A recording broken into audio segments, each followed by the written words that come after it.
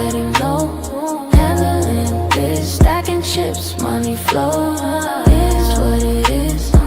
Don't play with me. I'm on time, but it's the late shift. See.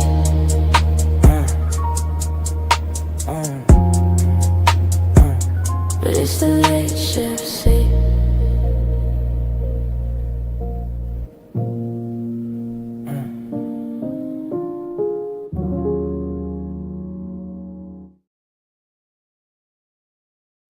What's going on, everybody? Welcome back to the Late Shift. I am your brother Wise. I appreciate you guys pulling up today. Hope all is well with each and every one of you guys. Man, we got a lot to get into, man. The goal is, I just want to let you guys know, for the Late Shift, the goal is to have some fun, discuss some things that we normally don't discuss in the mornings. That is the goal, all right? We want to keep it light. We want to have a lot of fun. We want to laugh. We want to joke.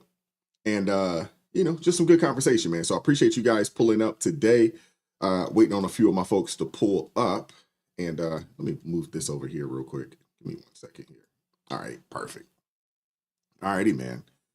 All right, so while I'm waiting, let me show some love to my brother Hunter, man. Shout out to you, Hunter, man. Appreciate you supporting the channel. Appreciate you and everything that you do, not only for the Late Shift, but for the morning show as well. We'll appreciate your support. Shout out to, who is that? How do you say that? Is that I Hayes? Hopefully I pronounced that properly. Thank you so much for joining the show as well as a member. I appreciate the support. Appreciate the support. Let me pull my brother Spaces, because he is the first guy in the building. Let me pull him up. What's up with you, bro? How you doing, man? What's going on, Mr. Wise? How you doing? Hey, I'm blessed, as always, ridiculously blessed, as Crystal would say. Very blessed, man. How things on your end, bro? Busy. Busy? How's yeah. I know you got the new job, big money and all that. Congratulations on that. When do you crank up with that? When do you start? We're figuring it out. Okay. Because it's just a lot of logistics behind the scenes. So I did my part. I filled out my paperwork and all that. So just wait for people to get back to me. Got you. Understood. I can dig it. What about yourself? How you been? I can't complain, man. Grinding. You know what I'm saying? You see me, you'd already know. Grinding. This is what I do, on a day-to-day basis. So, it's a blessing to be able to do this. I'm not gonna lie to you, it is. And God's been blessing me in a supernatural way, because when I started this, let's see, we are just over 2 years of the platform itself, of A Righteous Perspective. And when I started, I actually called the channel, it was called Wise Reacts initially, and it was just a reaction show. And, as the weeks, months, and days kind of transpired, I decided that, hey, I think I can do more. And slowly but surely, we started, implementing more and adding more. And, here we are, fast forward, 2 years and a few months and some change. And here we are with something completely different than I even fathomed that this would be, to be honest with you.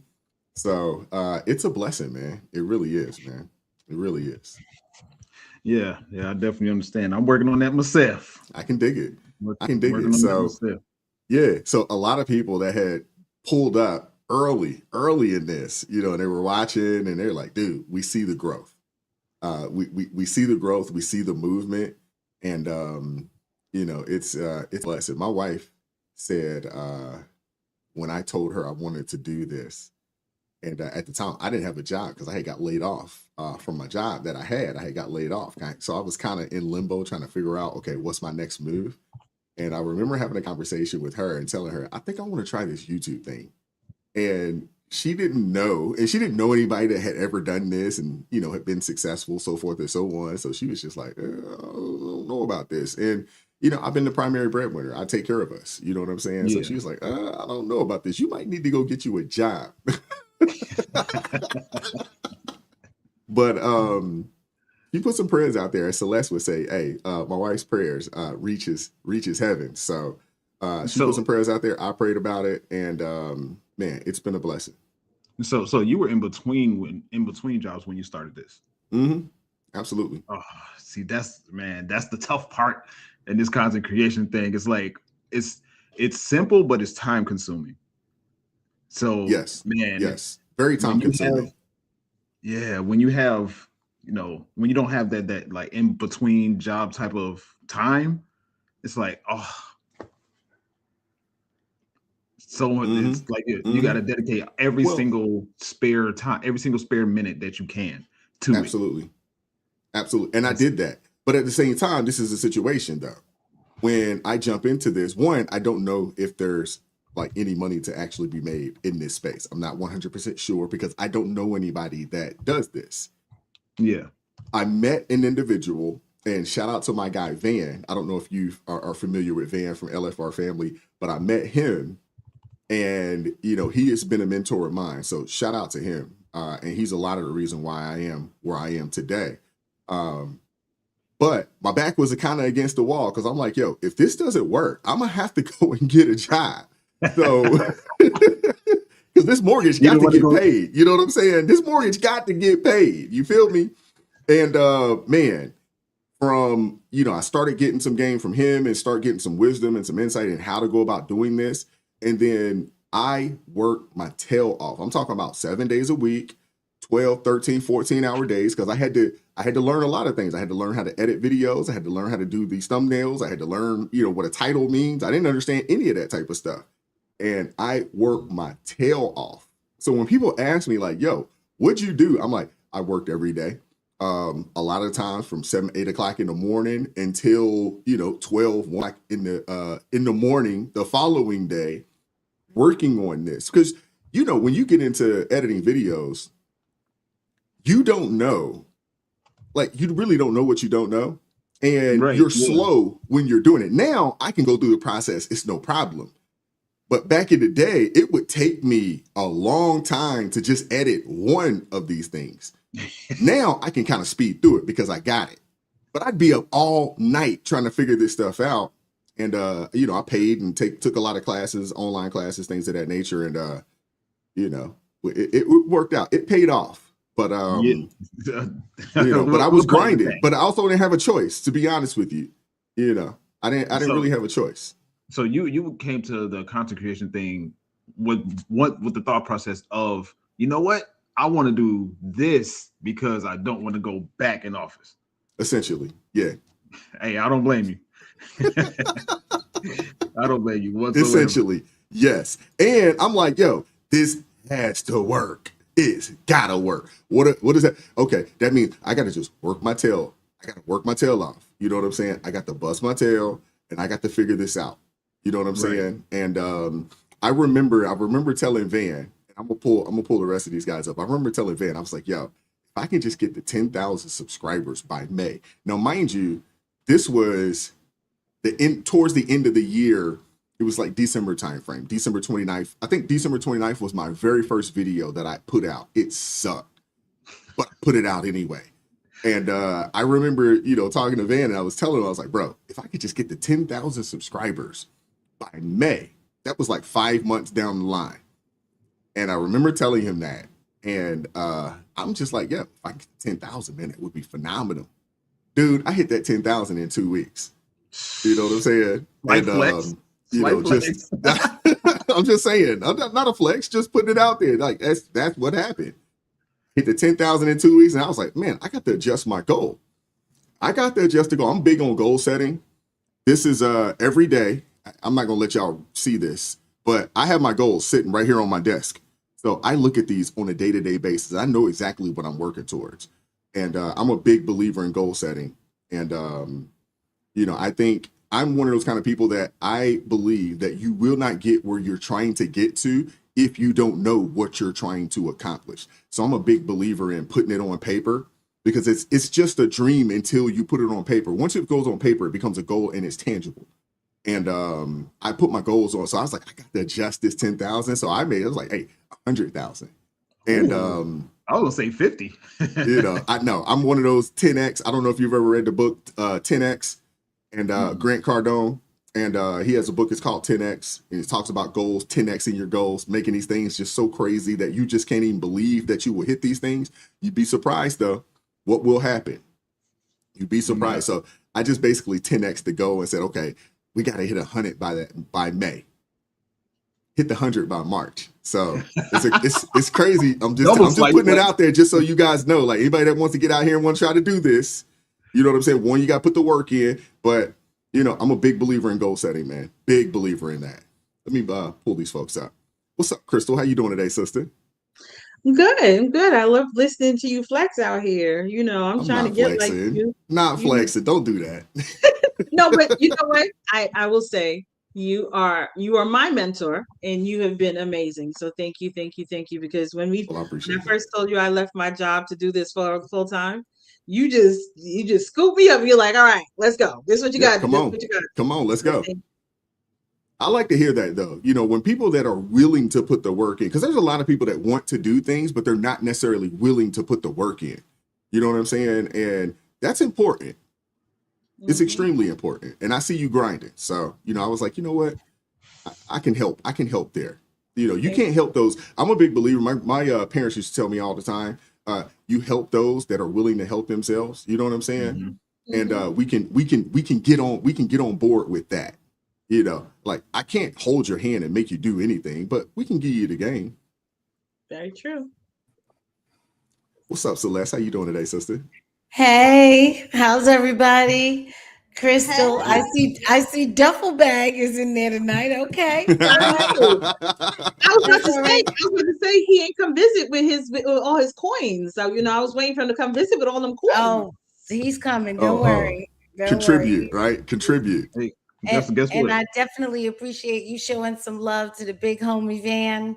I remember your early days and all of the success. I mean, you so deserve it. You absolutely deserve every ounce of it. So if it is a flex, don't be ashamed. Go ahead and do it. Thank you. I appreciate that. Kendrick Lamar says sometimes you got to pop out and show them. You know, that's right. Go ahead and dust your shoulders off. But hey, Miss Celeste. Look at that. Oh my God. Wow.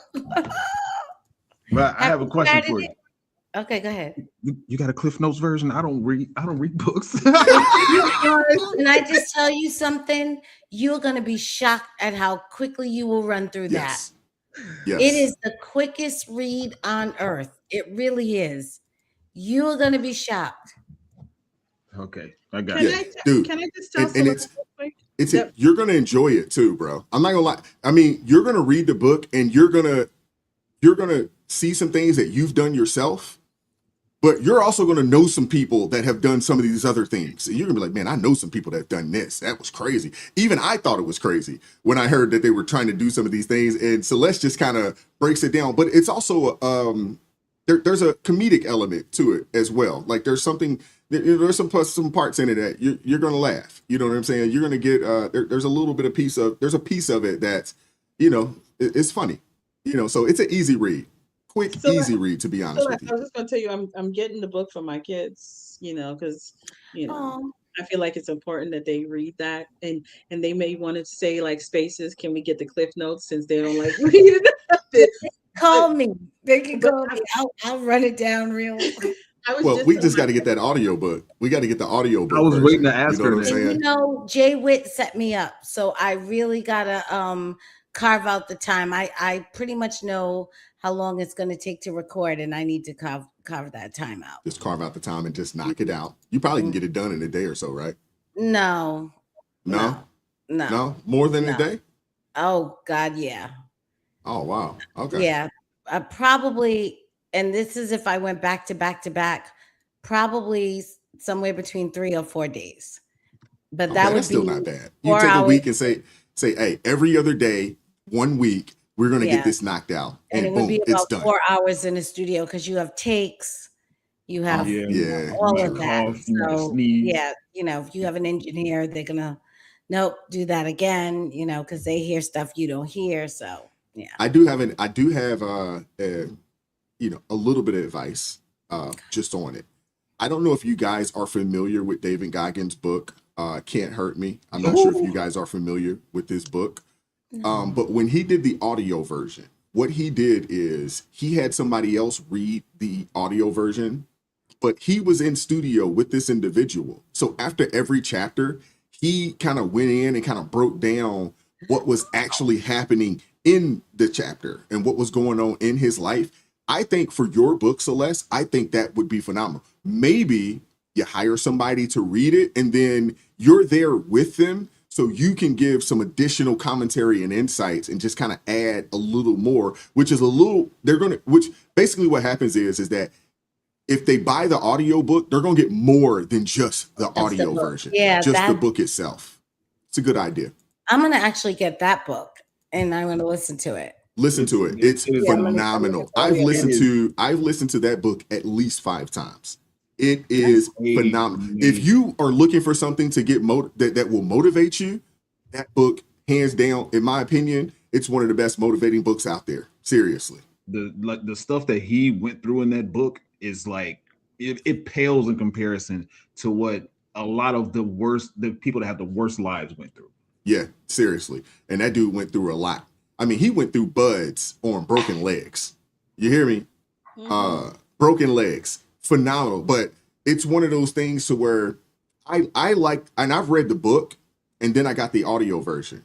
And in my opinion, I always, when I tell people about the book, I always just suggest the audio version because you get the additional commentary from David Goggins about what he was actually going through. Okay. It's phenomenal. David Goggins, former Navy, he's a former sailor, former Navy SEAL, and he's got some stories to tell. Oh my goodness, man. Phenomenal book. Phenomenal book. I think I've seen this guy. I think I know exactly who you're talking about. He's in insanely good shape.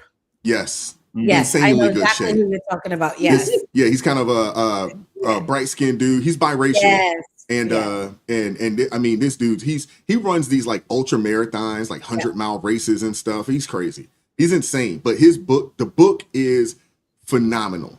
I mean, hands down, it's one of the best books that I've read. Seriously, it's up there. It's up there in my top 5 for sure.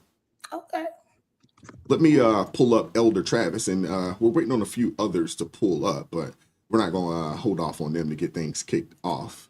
And we got a newbie here joining in the show today. What's up, Elder Travis Taylor? Appreciate you pulling up, bro. Shout out to LJ. Appreciate you. Good to see you guys. Welcome. Yeah, appreciate you, man. Appreciate you. Welcome to the show. Are you and LJ, are y'all related?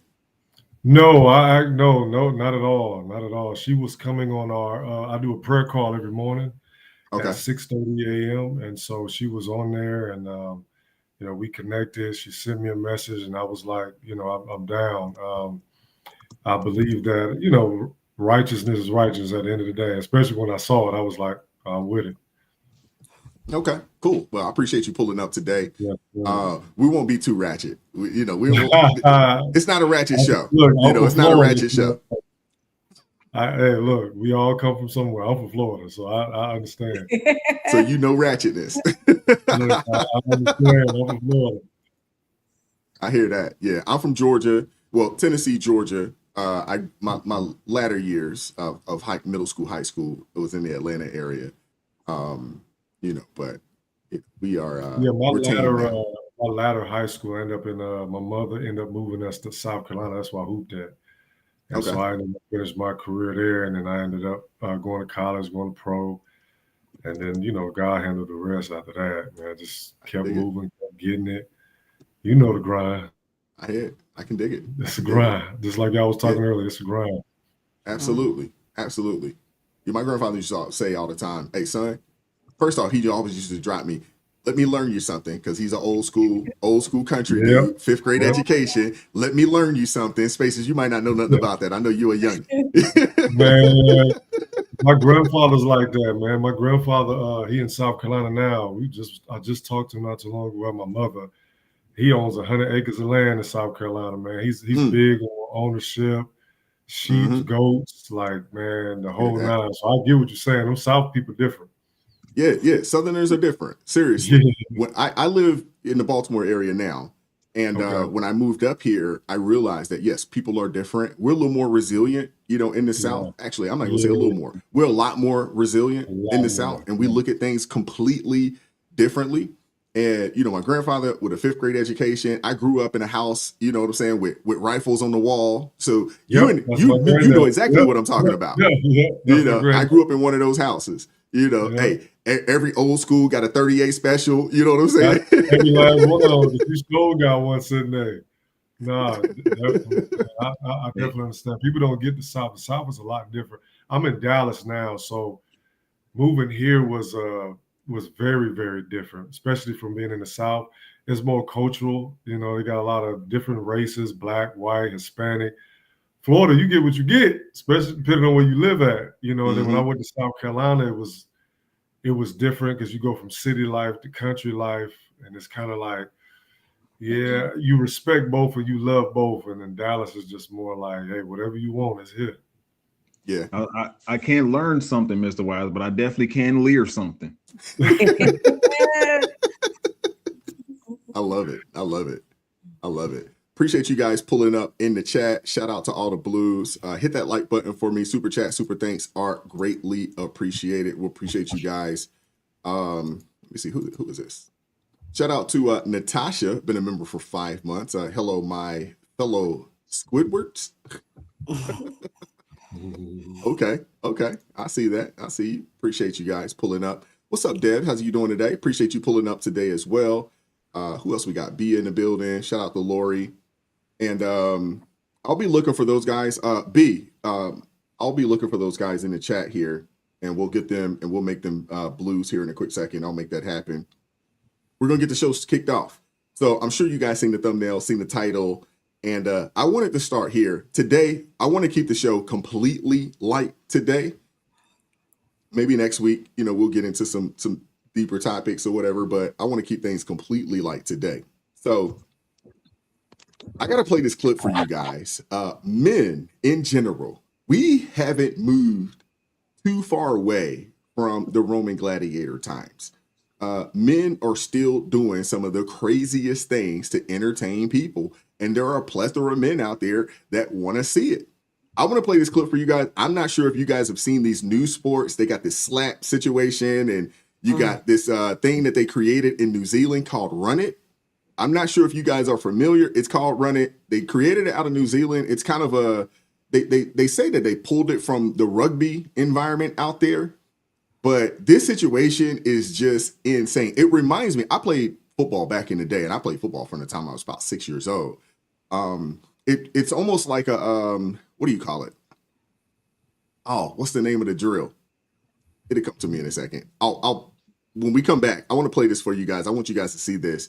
Hit the like button, share the video, share the stream. Let's get into this.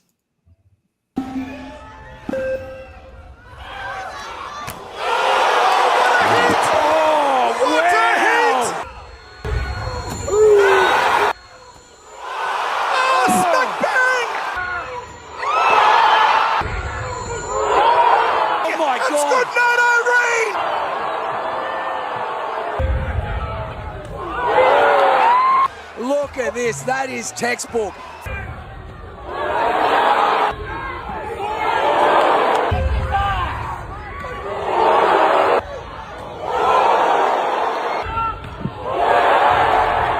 Is this the world's most dangerous sport? The Run Nation Championships were held in Sydney over the weekend, and it was brutal. Next biggest sport to hit the scene. If you haven't worked out the rules already, it's basically two people running into each other at full speed. Whoever delivers the biggest hit wins. What could go wrong? It's inspired by the hard hits of rugby and started off in parks and backyards before gaining popularity on social media. And it obviously has significant health risks, including CTE and long-term brain injuries. It's equivalent to hit or crash without a safety belt. A 19-year-old in New Zealand died from the Run It Straight trend just last year. It's a stupid activity that's a problem waiting to happen. Organisers of the Run Nation event say they perform concussion tests before and after each bout. All in all, it takes about sort of 10 to 12 minutes. Despite all the warnings, it's still more popular than ever. So, would you run it straight? 2.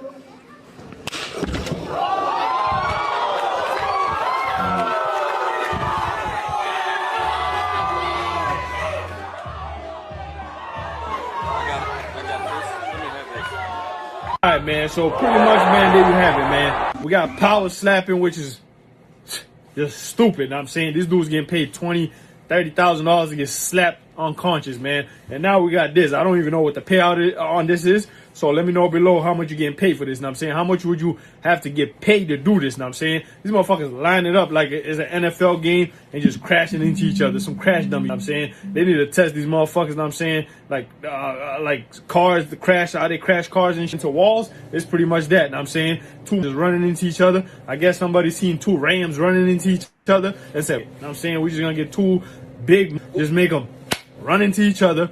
Let's see who gets knocked out, dies, gets paralyzed, get a broken neck, broken back. It doesn't matter. Know what I'm saying? To do this right here, you're going to have impeccable health care. Know what I'm saying? Free health care. Know what I'm saying? Emergency medical assistance free of charge. Know what I'm saying? A paralyzation specialist on deck. Know what I'm saying? CTE doctors on deck. Know what I'm saying? These dudes are using no helmets, no pads, know what I'm saying, just crashing into each other. And then we got the NFL throwing flags for getting hit with their shoulders and to the head while we got these running into each other, trying to kill each other, know what I'm saying? So pretty much NFL turning into flag football, and then now we got no pads, no helmet, no nothing.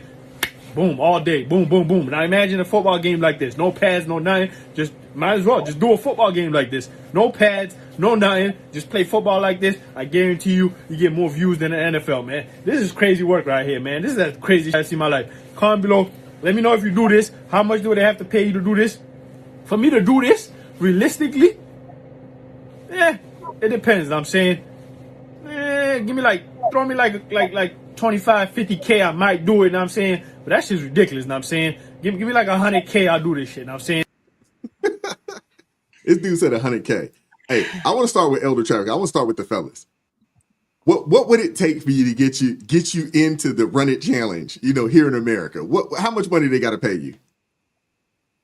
Well, me being a retired professional athlete, they got to bring that bag. If I'm about to run into somebody, you got to give me at least $2 million plus. I can't do it for no little money. I love my body. I hear that. That's wild. This is wild. I would assume this isn't Australia.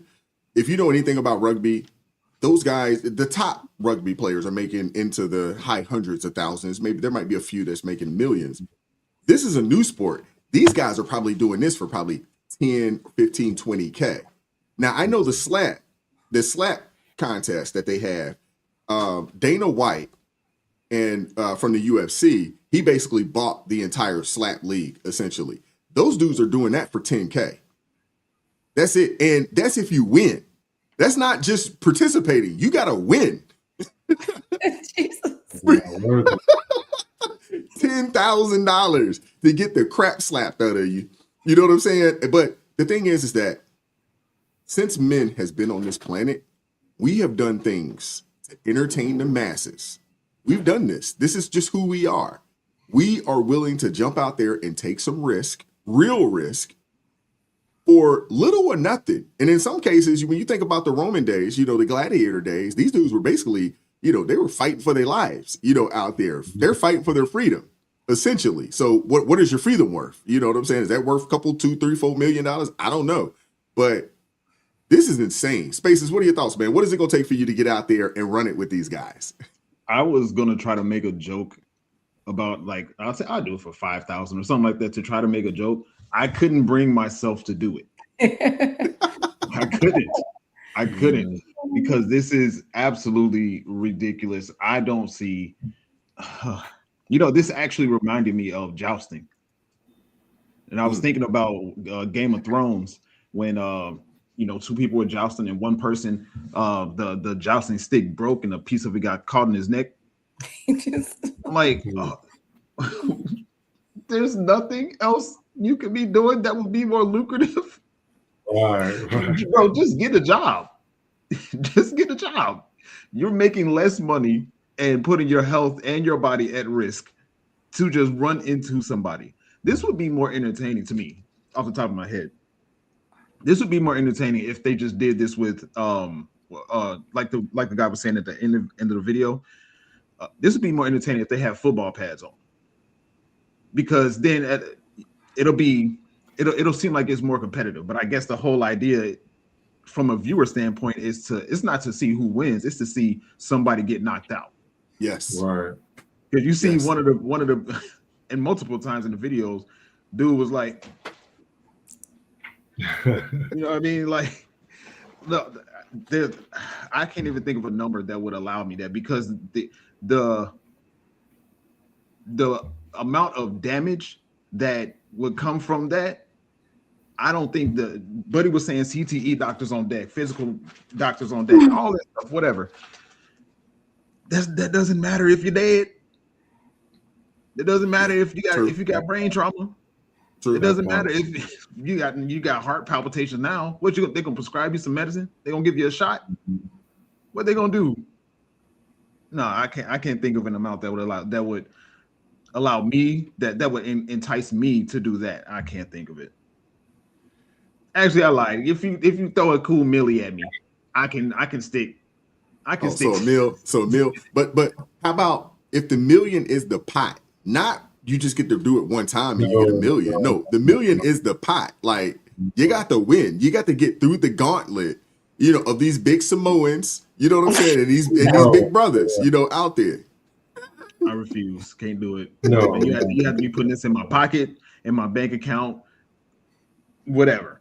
And I'll turn around and invest it in the stock market so you can't turn around and try to take it from me.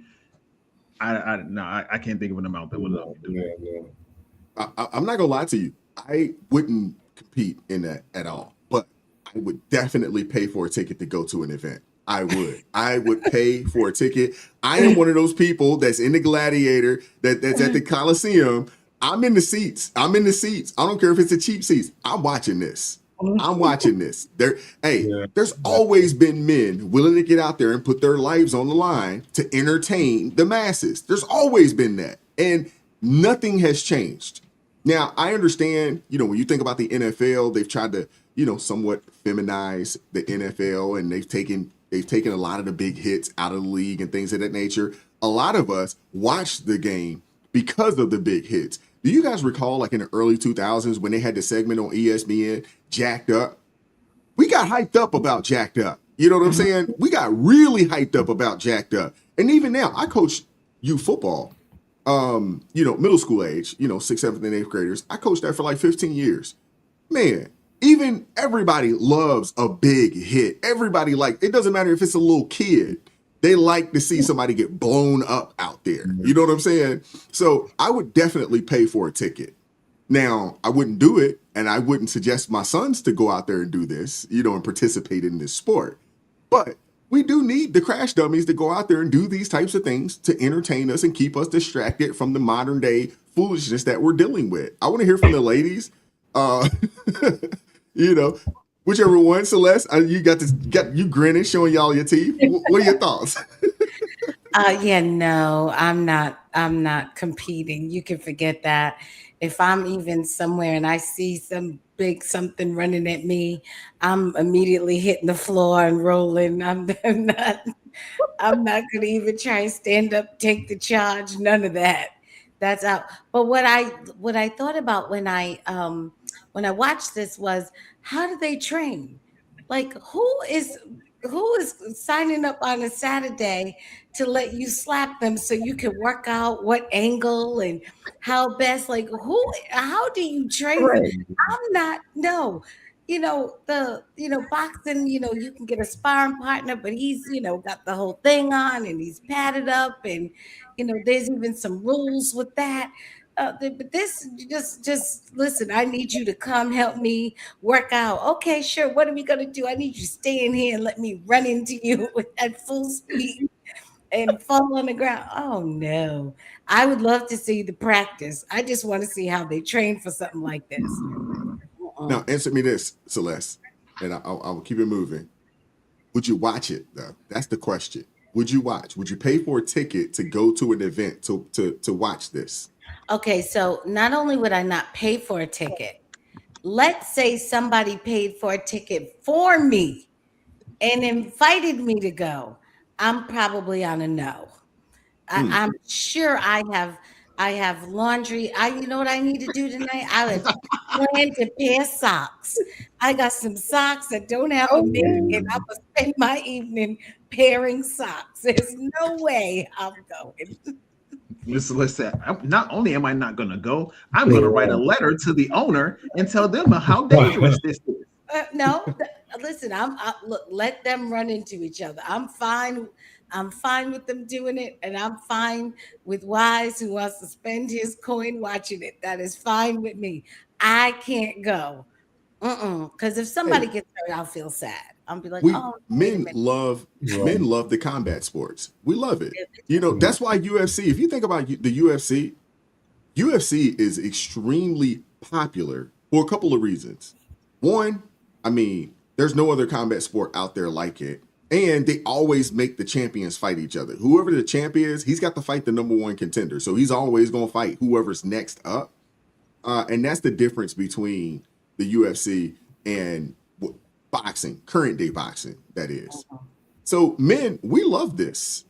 We love this. I would assume that in the Roman time, the gladiators, when they was out there doing their thing, there was a lot of men that loved this. They weren't going to get out there and, they weren't going to get out there and put their lives on the line, but they definitely would bet on it. They definitely put some money on it, couple shekels on it. You know what I'm saying? They definitely would do that.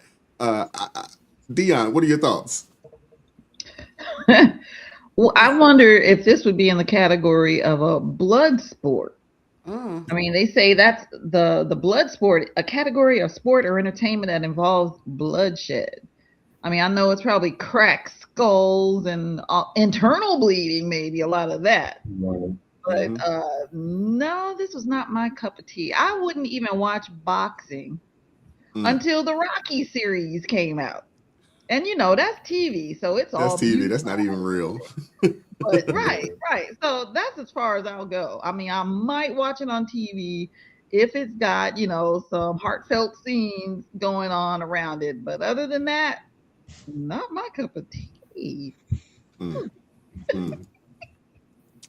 Yeah, this isn't for women. My wife doesn't watch boxing. We used to have boxing, gatherings, fight night, when the big fights would happen, we'd have, fight parties, stuff like that.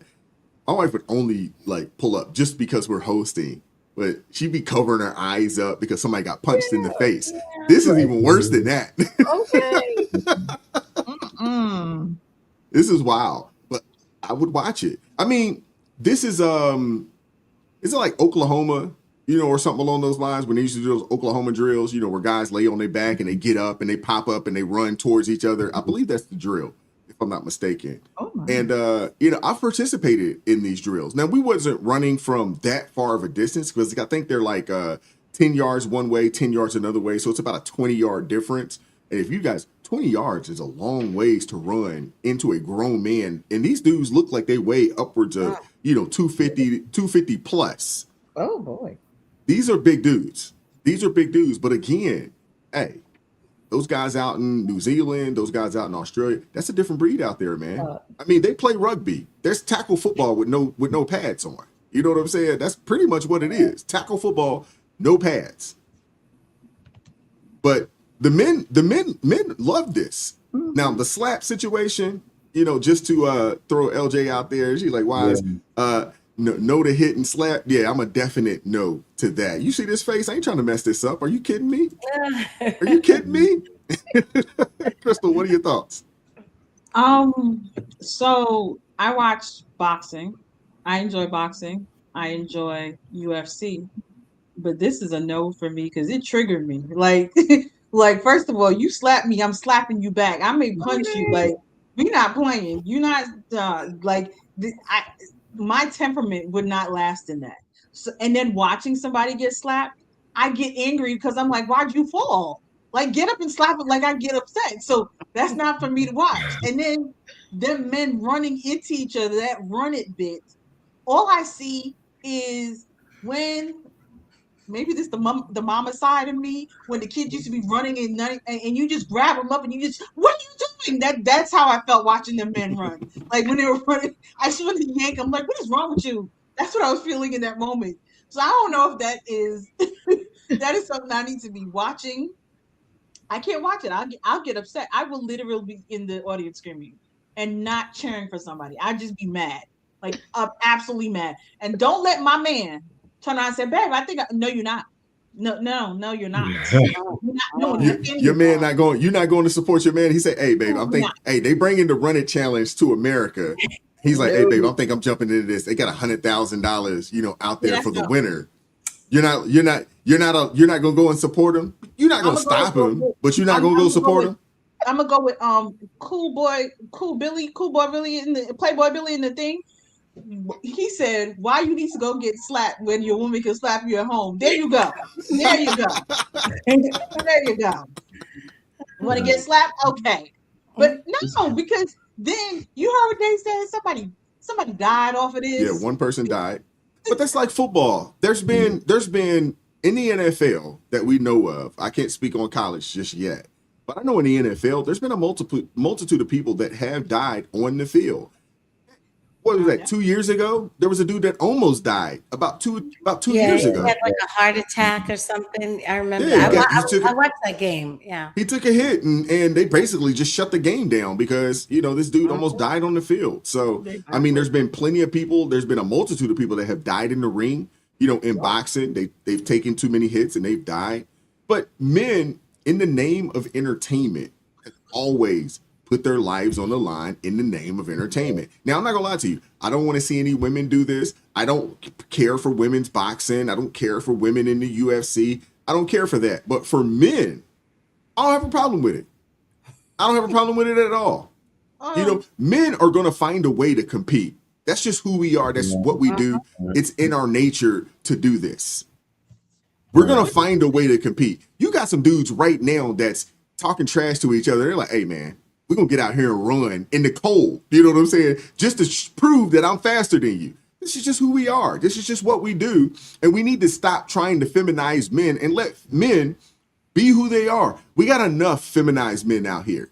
We got entirely too many of them, to be honest with you. I agree. Yeah, too many. Listen, you all go ahead. You have my blessing. Y'all just slap each other and do what you do. I support every other man doing that except my man, because my man will not die in the name of entertainment. That's what I'm talking about. You ain't dying in the name of entertainment now. Listen, I want you to be a man. If you want to go box and put on all the protective gear, if you want to go play football and put on all the protective gear, and there's a chance you come back home, that's cool. But you just running smack dab into some big Samoan guy that gonna knock you out. You gonna be dead on arrival. Yeah, I'm good. Then not for nobody's entertainment. Absolutely not. I'm just laughing at the fact that Crystal said he slapped you and you fell down. Get up. Crystal slapped him unconscious. He fainted from the slap. That's you may see those people falling out when they collided with each other. Yes, this is why I can't. This is why I said I can't watch it, because I'm mad that you didn't brace yourself and figure out how to go into your subconscious so you don't pass out, so you can knock the living daylights back out of it. That's just the fighter side of me. I'm sorry. So you just mad because he embarrassed you, right? Like you pulled up talking trash about your man and he got slapped unconscious. You can't go to work. You can't go to work on Monday. Talk about my man. He is. No, you can't do that. I can't show my face. In between on it. Like listening to it all that was your man. I'm kind of in between listening to argue with me. I'll slap you till you faint. I'll slap you unconscious. It's crazy. It happens, man. I mean, that slap situation though, I wouldn't dare. I wouldn't get into that. That's not something that I would get into. The Run It Challenge, I wouldn't get into, but I did play football. And I played football from the time I was about 6 years old up. And I've had my bell rung, you know what I'm saying? And I've rung some bells, you know what I'm saying? It's happened. It is what it is. And I enjoyed it. I enjoyed doing it, to be honest with you. I'm not gonna lie to you. I enjoyed doing it. I wanted to box. My mama wouldn't let me box because she didn't want to watch me get punched in the face. See, I boxed. I wanted to though. I wanted to, and I think I would have been a good fighter. No, I agree with you, and that's what makes me in between because I get all the sides. But see, I think so. I'm a big dude. I'm like 6'11". So when I played, I was 6'11", 250 pounds. So for me, running into a guy, I'm like, Now the Samoans would be different because they big and thick, so that's a little different. Yeah. Then I gotta decide where I want to go with that. But outside of that, I'm like, that's why I was like, I could do about a good $2 million. The trucker dude, but if a Samoan might catch me slipping, and I can't be sitting up there like this and then going home saying, "Babe, we almost got it." No, you can't do that. You can't do that. Hey, you better have some good life insurance. I mean, you're gonna get it, but you gotta understand this. If you have anybody that I would say from about high school up, we're talking football real fast. If you have a kid playing high school football and up, they play high school, they get into college, and maybe they're blessed enough to get into the league. They understand that every time they walk out on that field, on the gridiron, that there is an opportunity that they could lose their life. There's an opportunity they could be paralyzed. There's an opportunity that something bad can happen. My cousin Seriously. plays, I know. Did we have that? My cousin's son, he plays football. He's doing really, really well. About to head off to college, and that's just something we discussed with the family. We all just talked about because we're all close. We talked about it because my son played football for a little while, and then that was a no. But I have a question for you, Wise. Go for it. Is wifey gonna let you slap box like that, or is wifey gonna let you run it? I want to hear if wifey gonna let you do that. If wifey is watching this show, I want to say this. I want to be respectful. Okay. But it ain't about a let. You know what I'm saying? I'm gonna do what I want to do. You know what I'm saying? So it's not about a let. I'm gonna do what I want to do. But if you come home hurt, then she's got to help nurse you back to health. So exactly, she have some say. Absolutely.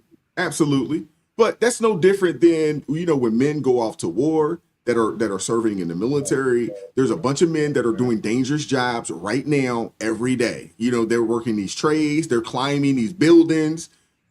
It ain't about a let. You know what I'm saying? And if you're handling your business, standing on your square the way you're supposed to, you ain't really worried about your woman letting you do anything. But if I do get hurt, I'm going to need you to nurse me back. That's your job. You're my helper. You're my helpmeet. That's your job. But you see what you just said? They're out there working, putting their life on the line as they're working, not for entertainment and a pot that you may not walk away with. That's something completely different. It's still work. It's a form of work. Now, there's so answer me this, Crystal. Mm-hmm. Are you saying that it only counts as work if you get paid? Is that what you're saying? Because there's a ton of work out there that most men do that they don't get $1 for. For that specific thing? Yeah, no, you better be getting paid for that. Because buddy in the video said they did like bills. Who gonna pay for them concussion bills when somebody slapped the taste out your mouth and you unconscious on the floor? Who paying for that? Who paying for that? Well, at the same time, I mean, I don't know what type of men that you are around, Crystal, but no disrespect. But if you with a man that's actually standing on his square handling business where he's supposed to, he gonna pay for that. You know what I'm saying? Now, in my household, I pay the insurance, I pay the mortgage, I pay all the bills, I do all these types of things. Not to be disrespectful to wifey, because she's been a great helper and helpmeet to me. She has been. But I'm responsible for us making sure that we straight. Even in death, the life insurance policy is popping. You know what I'm saying? So even in death, my responsibility is to make sure that she good. You know what I'm saying? Regardless of what I decide to get myself into. So again, that goes back to, again, it ain't about a let. If I want to jump out there and do something crazy, you know what I'm saying? Hey, at least I understand. I know what I'm getting myself into. And if it caused my untimely demise, I've set things up to make sure that she's squared away. At least in the... So wait, I'm going to pick up Crystal here for a second. Because I'm going to leave the whole let alone. That was cringy. I'm gonna leave all that alone. Here's the thing: it's not that anybody minds nursing you when you're sick, if you have fallen on the job, if you absolutely no problem. First person to throw a chicken in the pot and get the soup ready. Absolutely. The problem is creating issues that did not have to be. Listen, nobody minds doing it if it's the product of a circumstance that couldn't be controlled. That's a different thing than saying I volunteer to go get slapped unconscious. Now, when I come to, I want to make sure that you've got everything ready for me. The cold compresses and gotta feed you the soup with the spoon because you can't really chew. They'll knock your jaw off and all of this. That's a consideration to say how much, and you're right. This is, you have to always make a risk calculation. How much unnecessary risk do I want to take in my life? And the truth is, you've got to take some, because people who take no risk, there's no reward. So playing it safe all the time is, especially for a man, is not the answer. I get that. But then it's also not the answer to go out and be as risky as possible either. That's probably not a great idea. Somewhere in the middle, I'm not a man. I can't make that judgment. But as the person home cooking the soup, okay. That part. Hey, I will say this. Get back. a lot of the guys that are in this, this is just my assumption. A large majority of these dudes are single. Now, for me, yes, I understand that I have a responsibility, to my wife and to my kids. And at this point now, it's not even the kids because they're adults now. So it's not really about them anymore as much as, hey, I understand that I have my responsibility. Would I jump into this, something like this, as a married man, understanding that, hey, I have some responsibility? Probably not. As a single man with no responsibility, I probably would jump in, at least into the run it. I don't know about the slap thing, but the run it thing, I probably would jump into that, because what you got to understand about single men, we like to showcase ourselves as strong, and we like to let other men know that, hey, I can best you at this. We do this. Our ego, our pride puts us in that position to do so. So that's cool. That's cool. I'm sorry, go ahead. No, I was just asking the men on the panel. So y'all would wrestle a gator? That's what y'all do? Y'all would wrestle a gator? How much money is involved? Yeah, we talking. It depends on. Because you gotta understand. Hey, if we broke, busted, then disgusted, and we're living a life of and we're destitute. How much are you gonna pay me to wrestle this gator?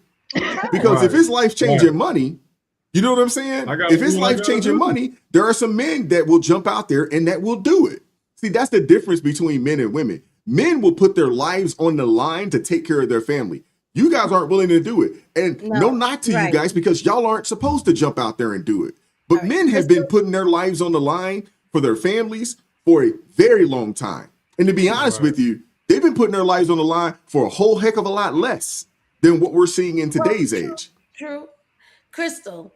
Now this goes back, and I know Wise wants to keep it light. This is why they believe that everybody has their price, because they all have a price. They believe everybody has. You couldn't pay me nothing. No. I could be broke, busted, disgusted, whatever it is. Did they tell me, listen, if you want, if you want to eat a crust of bread and you just about starving, show up at 4 for the slap contest. I'm like, you know what? This is just my way out. I'm not going. I'm just going. That part. I mean, I have done some dangerous things in my life as a woman, but as being a single mom. But at the end of the day, there is a limit, because I still have to mother said children. So that's the difference, though, Crystal. When you are a young man.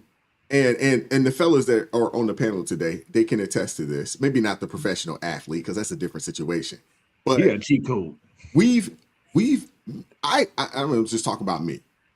I have done some things where I've taken some major risk, put some paper in my pocket. You know what I'm saying? Like some major risk to put some paper in my pocket.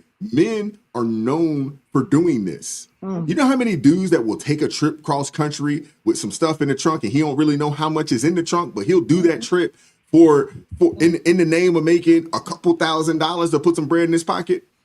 Men are willing. We're just known to be risk takers. That's just who we are. Yeah, you are. It's in us to do this. You know, so to get slapped up for a couple $1,000s or run into some, 350-pound behemoth, you know what I'm saying, for a couple $1,000s. Hey, men have put their lives on the line for less. How many men have gone off the war, with the idea that they could become some type of lord or something along those lines for a piece of property or something along those lines? You know what I'm saying? And knowing that, hey, I may not even come back from this. Well, why? And on top of that too, I think like some people just don't have any other skill. Yeah, absolutely. Yes. All they have is I can fight really good. That's it. They ain't got nothing else. I was saying, I know how to throw these hands. That was Rocky Balboa. Let me give you a positive on this. Hold on, let me give you a positive on this. So when you go on to play overseas, you don't know what's about to happen. You still got to go play. One of the things my mother would say when I first went, my first time going, she was terrified. I played in Basra before, Basra, Iraq, and in her mind, it's getting blown up. It's doing this. But if somebody come to you and say, I got this bag for you just to go play some basketball, what are you going to do? I got to take the risk because you got to take care of your family. You got to take care. To me, it's really no different. Like you said, some people don't got another skill, but at the same time, what you going to do? Not take it? I got to find out if the money good. If I don't get it.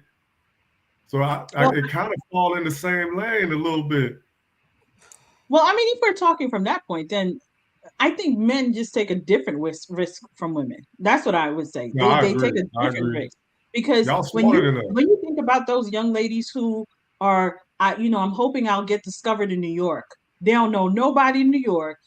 Somebody said they're gonna do something and they're gonna they will be discovered. They'll be making some good money and blah blah blah. And they go up there. Some of these girls end up getting trafficked and snatched and the whole 9 yards. Thank you. That risk, saying that they're going after whatever that dream. They're safer. So that's not just New York, Crystal. That's New York and LA. And actually, we can add Atlanta in that category at this point now. How many people have moved from middle of nowhere to Atlanta thinking they're gonna be a movie star? Exactly. And the next thing you know, they out here in the streets getting pimped out on Backpage.com. Exactly. You know what I'm saying? Not knowing. Exactly. So risk comes. It's just a different type of risk because, like, you ain't about to be slapping me because I'm about to fight you. So we ain't playing. That's the part I can't get with the slap. The slap might trigger me. Now that's the only one. I might can do the run, but see, she keep talking about that slap. That slap gonna make me think about it. Like I know this fool just the run is more dangerous.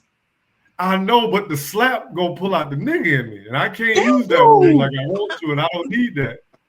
I don't want that. I gotta be. It's gonna pull out something. I'm still from Florida. Thank you. Thank you. At least you understand what that's the only thing that I feel like it's gonna have a he hit. What's running? It's gonna be that macho. It's gonna be like that. Boom! It's macho hit. But for him to just slap me, I'm gonna just stand there and let you slap me. That's gonna change me a little bit. Yep. Yeah. I couldn't. That's why I said I couldn't do that. I could do the run it. I couldn't do the slap. Yeah. You slap me. I feel like I got to go to the car, grab my pistol. We got. It's gonna change me, we got to look at this a little differently. You know what I'm saying? But the run it just reminds me of an old football drill we used to do back in the day. So I could handle that. But you slap me. I'm like, hey, pop the trunk. Man, I'm like, what are we doing here? I done forgot why we here. Why, Deb? Deb is down under, and she just said in the comments that they not only do they do that kind of run it stuff over there, but they go out and purposely pick fights with kangaroos. Holy smokes! What? Kangaroos can fight. They can fight, and those things are big, man. Those things they can be over 6 feet tall, man. She said they got hands.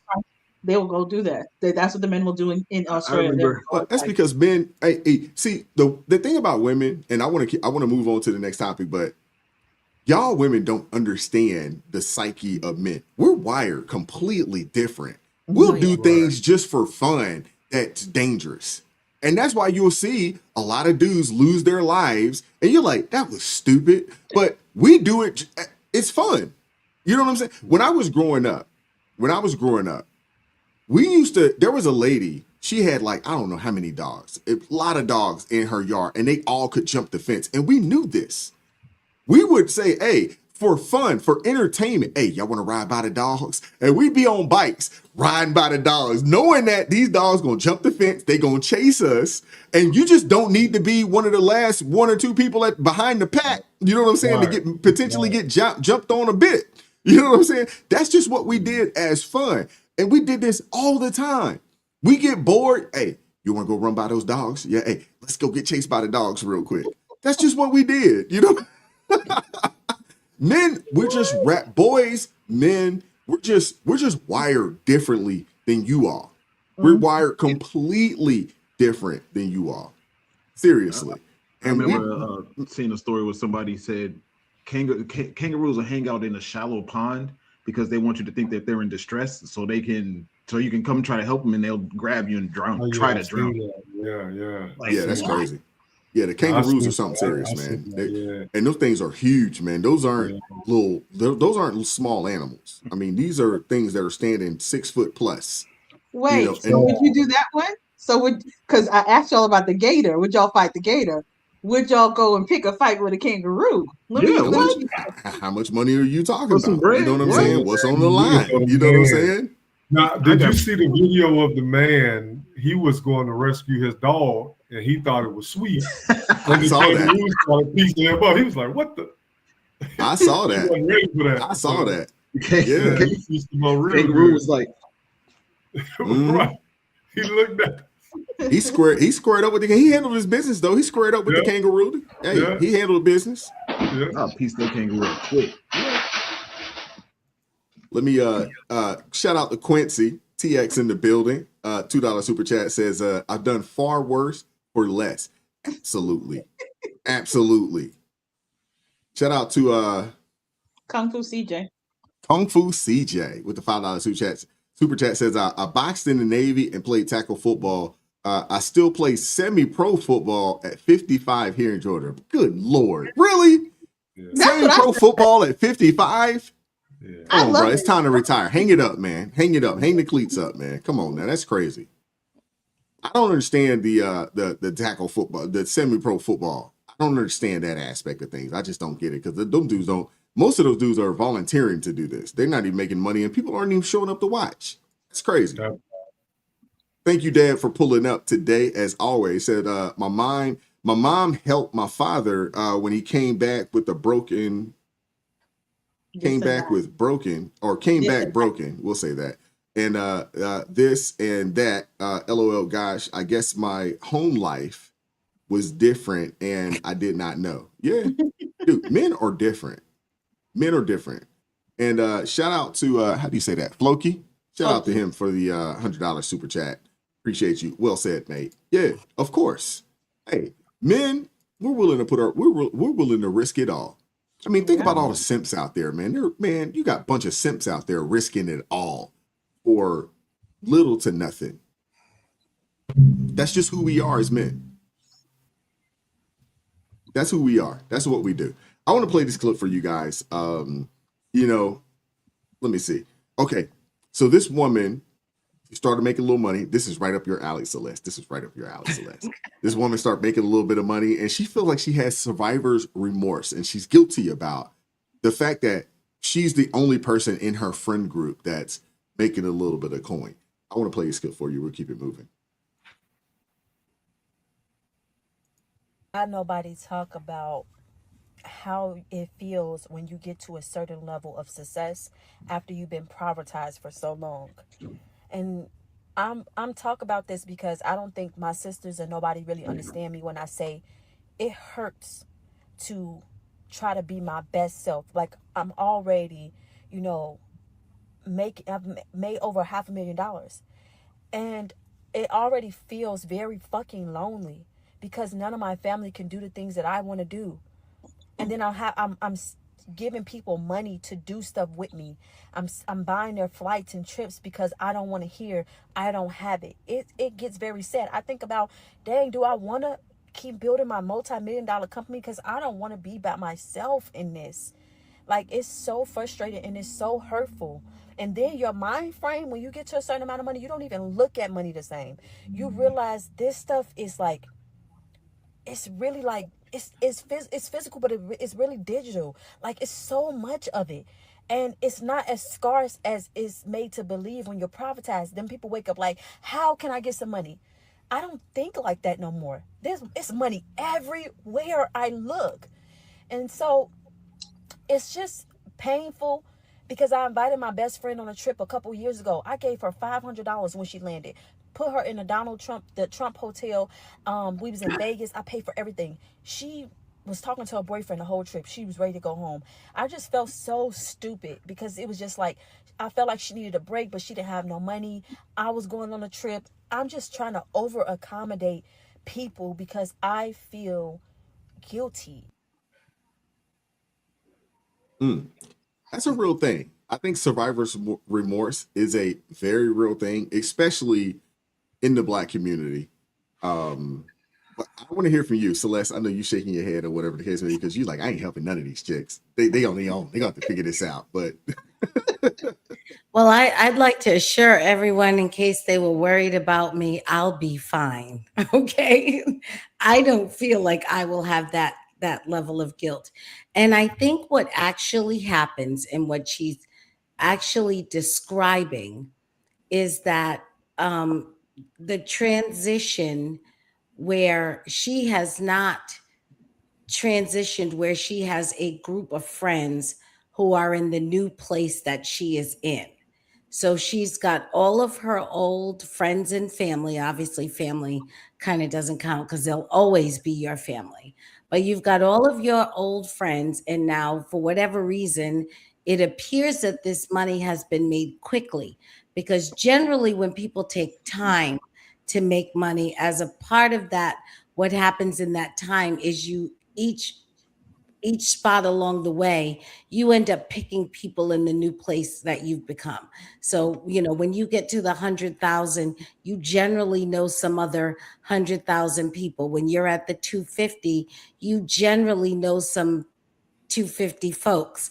And along the way, because it's very difficult, except possibly in new media, in the digital space, and sort of being able to make online businesses. That's kind of where I think a lot of people are trapped, where 2 years ago you may not have been making a lot of money. You hustled for 2 years, and all of a sudden now you're vastly ahead. You 10x'd where you may have been just a couple of years ago, but you haven't had the time to make all the relationships along the way. So you have all of your old friends, because your life hasn't really changed in any other way, but you started maybe an online business or something like that. And so you haven't been able to gain with you all the support that it takes to get there. So all the people from your old life, you need them now to be your support in your new life, and they're not able to do that. That's not a fault of theirs, and it's not a fault of yours for needing something different. And both groups, and here's where the conflict comes, both groups have to forgive each other. The people who don't have anything to offer you, because that's not their life, need to be forgiven for that. That's fine. That's fine. That's okay. And you can still love that person, and you can still have association with that person, but it cannot be what it was. And the person who doesn't can't be angry at you, because now you've got to go find some new people who can actually support you in the new stage of life that you're in. They're going to have to give you some grace and let you do that. And that's the part that I think trips people up, and where they end up, the friendships are at least stressed and oftentimes destroyed. And you get all the, well, you think you're this, or you think you expect me to pay, or you think you're better than everybody. All of that stuff comes from the people can't say, I can let you go because you need something I can't offer. They're not big enough to say that. And the person who needs to be let go isn't big enough to say, I love you, but I have got to go get something else. This doesn't mean I don't love you, and this doesn't mean I won't be back, but I've got to get something else. So there's actually two things that, both people have to have a role to play for it to work out well. But I think that rarely happens, because I don't think most people, and in this case, I think she probably is particularly lonely, because like I said, that shift in another situation, if you were doing it in corporate America, if you were doing it in sports and athletics, there would have been time for the person to realize this person's going to leave me, or this relationship is going to change. When it happens fast that way, it's totally different. There isn't that time. So you don't have a chance to collect a new set of people who can support you in your new life. And the friends from the past don't have a chance to go, oh, wait a second, this is going to shift. Everybody is just thrust into a situation where they're probably going to have to be highly emotional intelligent, and they're facing it at a time when they're completely unprepared for it. Understood. Elder Travis, what are your thoughts on this situation, especially as someone that, has played professional ball and things of that nature, and you start making a substantial amount of money in comparison to some of your friends? What are your thoughts? How do you bring those people along? Or do you at all? It's tricky because just like she said, a lot of it is nip and tuck too, because for example, for myself, I turned pro at 19. So when I went overseas, I had 36 cents in my account. And then you wake up in the morning with all this money, all these zeros. The first thing you do, like you have that guilt, you have that remorse. I think at this time I was still, we went to a bar. I spent $10,000 on people I didn't even know. My first 2 years of my career, I blew like $500,000, $550,000. Could not tell you where it was at. Jelly Bean, Kobe's dad, came to me and said, you don't owe nobody nothing. And so it also comes with, like she said, each level that you get to, you start meeting people. Like Kobe Bryant's dad was like, no, you're not going to do this. You don't need 2 Range Rovers. They can't come with you. And then that's when I got involved in the church. I had a bishop, and he was like, you need to put 10% to the side. Once that money is gone, you tell him you ain't got no more. You're not lying. I have no more for you. But it really does hurt. Like she was kind of describing, like, you want to take trips, but you want to take your homie. But if I take my homie, I got to pay for my homie. And then it's like, am I really enjoying myself? And then for myself, like, cause it goes male and female, because then at the same time, you want to find love. So then it's like, do you love me for my personality, who I am, because I look good, or because I got the bag? Because at the end of the day, the bag is going to continue to come. So then you have to really sit down and just really be like, yo, these people can't go with me. The biggest thing for me was, if these people can hit me here. So when something happened, I had a death in my family. Can I come to you when that happens? That's when you really see where your people really lie at. Can I come to you when I'm broken? Can I come to you when I'm hurt? Man, I'm about to go to church tomorrow, because I ended up getting in church. As you can see, I got ordained. Hey, bro, I'm about to come to church. And so what happened then is, are we not going to go over here no more? They're not following that, because they're not really following you like that. You start seeing the shift. You start seeing the shift in your community, because you do get the YouTube bougie. Because what ended up happening, I can't eat like the Floridians anymore. I can't eat like I did when I was in the country, because I'm putting in 5,200 calories and we got a nutritionist.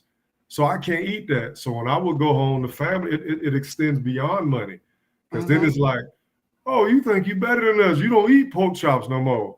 Well, pork chops give me headaches. That's really why I don't eat it. But you think because I made it, and then they expect for you not to, I need to pull up in the Toyota that I had the year before when I got Range Rover money. So then they guilt trip you into basically, oh, you think you better than us. But I know for myself what I ended up doing, because I ended up going to college, I ended up getting my doctorate in philosophy. And what I started realizing, all that stuff is projection. Yes. And so when you get to a place in your life, you're mad at me because you didn't do what I did. And so what I began to do is I'll put you in position to make money. Now, it goes back to your statement earlier, how we gonna get it. I'll put you in position to make money. Now, what you do after that, because if you keep handing people stuff, they not gonna work. They not gonna go for it. They're gonna always feel like you got to give it to them. So even when I got involved in church, I had to think, because it don't extend just to people now. You get in church, why am I here? Hey man, you know, we short on the mortgage. Why are you coming to me? You know, so then you got to really start gauging all that stuff. And then, like she says, as you elevate, if you're not around people that make that type of money, then the conversation is different. Like you might wake up tomorrow, like you talked about the podcast, how you started. I was listening to you when I was in the back room. You decided to yourself, I'm going to do this. I'm going to make it happen, and I'm going to get to it. Somebody else ain't going to think that way. They're going to be like, hey, give me the game. Tell me how to do it. And you're going to do that because you're probably a loving brother. However you do it, you're going to give it to them. But they're not going to put in that work. They're going to be like, man, it's been 2 weeks. I ain't get a check. Bro, that ain't got nothing to do with me. What else you want me to do? I put you on. And so then it becomes and I hate to say it because some people will say this about me. They'll say I'm black and white. I'm straightforward. I've heard people say I'm stoic. I'm a man. I just get to the point. Like, are we going to get to it or are we not going to get to it? Because at the end of the day, why are we here? Like minds got to talk. If you talking about nothing, we ain't got nothing to talk about. What is the point? Again, the giraffe never pay attention to a turtle. If a giraffe drop his head further than his heart rate, he passes out. So that's how I refrain from stuff like that. I look at it like that, like, I can't take you with me. Bro, we about to go over here. We can't afford to go. Well, we gonna go to McDonald's then. You can go. I'm gonna take you there. When you eat, I'm going to where I want to eat at. Because if you keep handing people stuff, like all my friends that I met going up, they took everything that I gave them and they doing it on their own. You don't need me. So now I can come and support. And so if I do get in a situation where it's like, hey man, hey, this came late, they're gonna look out. But if you dealing with people that can't, like, what's your skill, bro? What are you good at? Where your mind at? Where your heart at? Like, you still run around chasing girls. I don't rock with dudes like that because you bleed money at that point. You need to go find you bleed money. You smoking and drinking. I don't knock nobody habits because I used to smoke and drink. You bleed money. Like, if this thing ain't stacking, you got kids, bro. I ain't going. I got a daughter. I got to represent myself a certain way. I got to look a certain way because she sees me. If I do something out the way, all that stuff tie-ins together. Like, she's sitting in the car crying. You crying because, yeah, you care so much, but you got to have a cutoff. If you don't cut them off, they're going to bleed you dry. And until you experience that bleeding, it becomes a situation where you like, dang, so I'm by myself. No, you're not. Go find you some new friends. Go get Brother Wise, who know what 6 figures look like. Hey, brother, what you got in your portfolio today? Like, what you got going on? Go hit Duffel Bag. Hey, Duffel Bag, what you got going on? What we doing? Because everybody that knows me, if you ain't doing nothing, we have nothing to talk about. We're wasting time at this point. And me being a professional athlete, I got to get up. I had to get up at 5 o'clock every morning. Well, when I got with Kobe's dad, 2 o'clock, because I got to be there at 3. And I know me. I got to get up early or I ain't going to make it. And then I'm going to be talked about.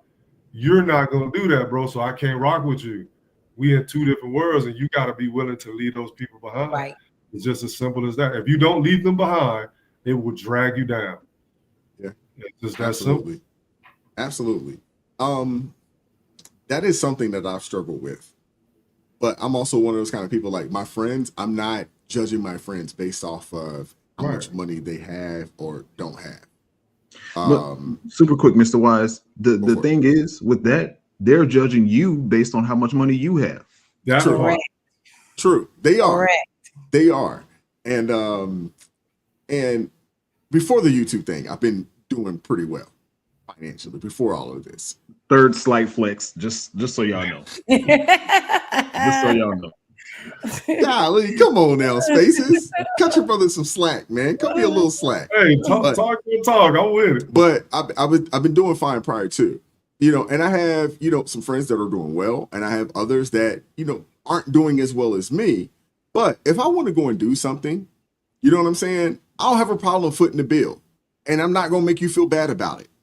If I want to go somewhere and I'm like, yo, I want to go by myself, and I know my brother, I'm not going to call his name out, but I know his situation. I know he's paying child support. He's got this, that, and the third going on in his life, and he can't afford to come rock with me, but I know he want to go. But my thing is, from a companionship perspective, this is my guy.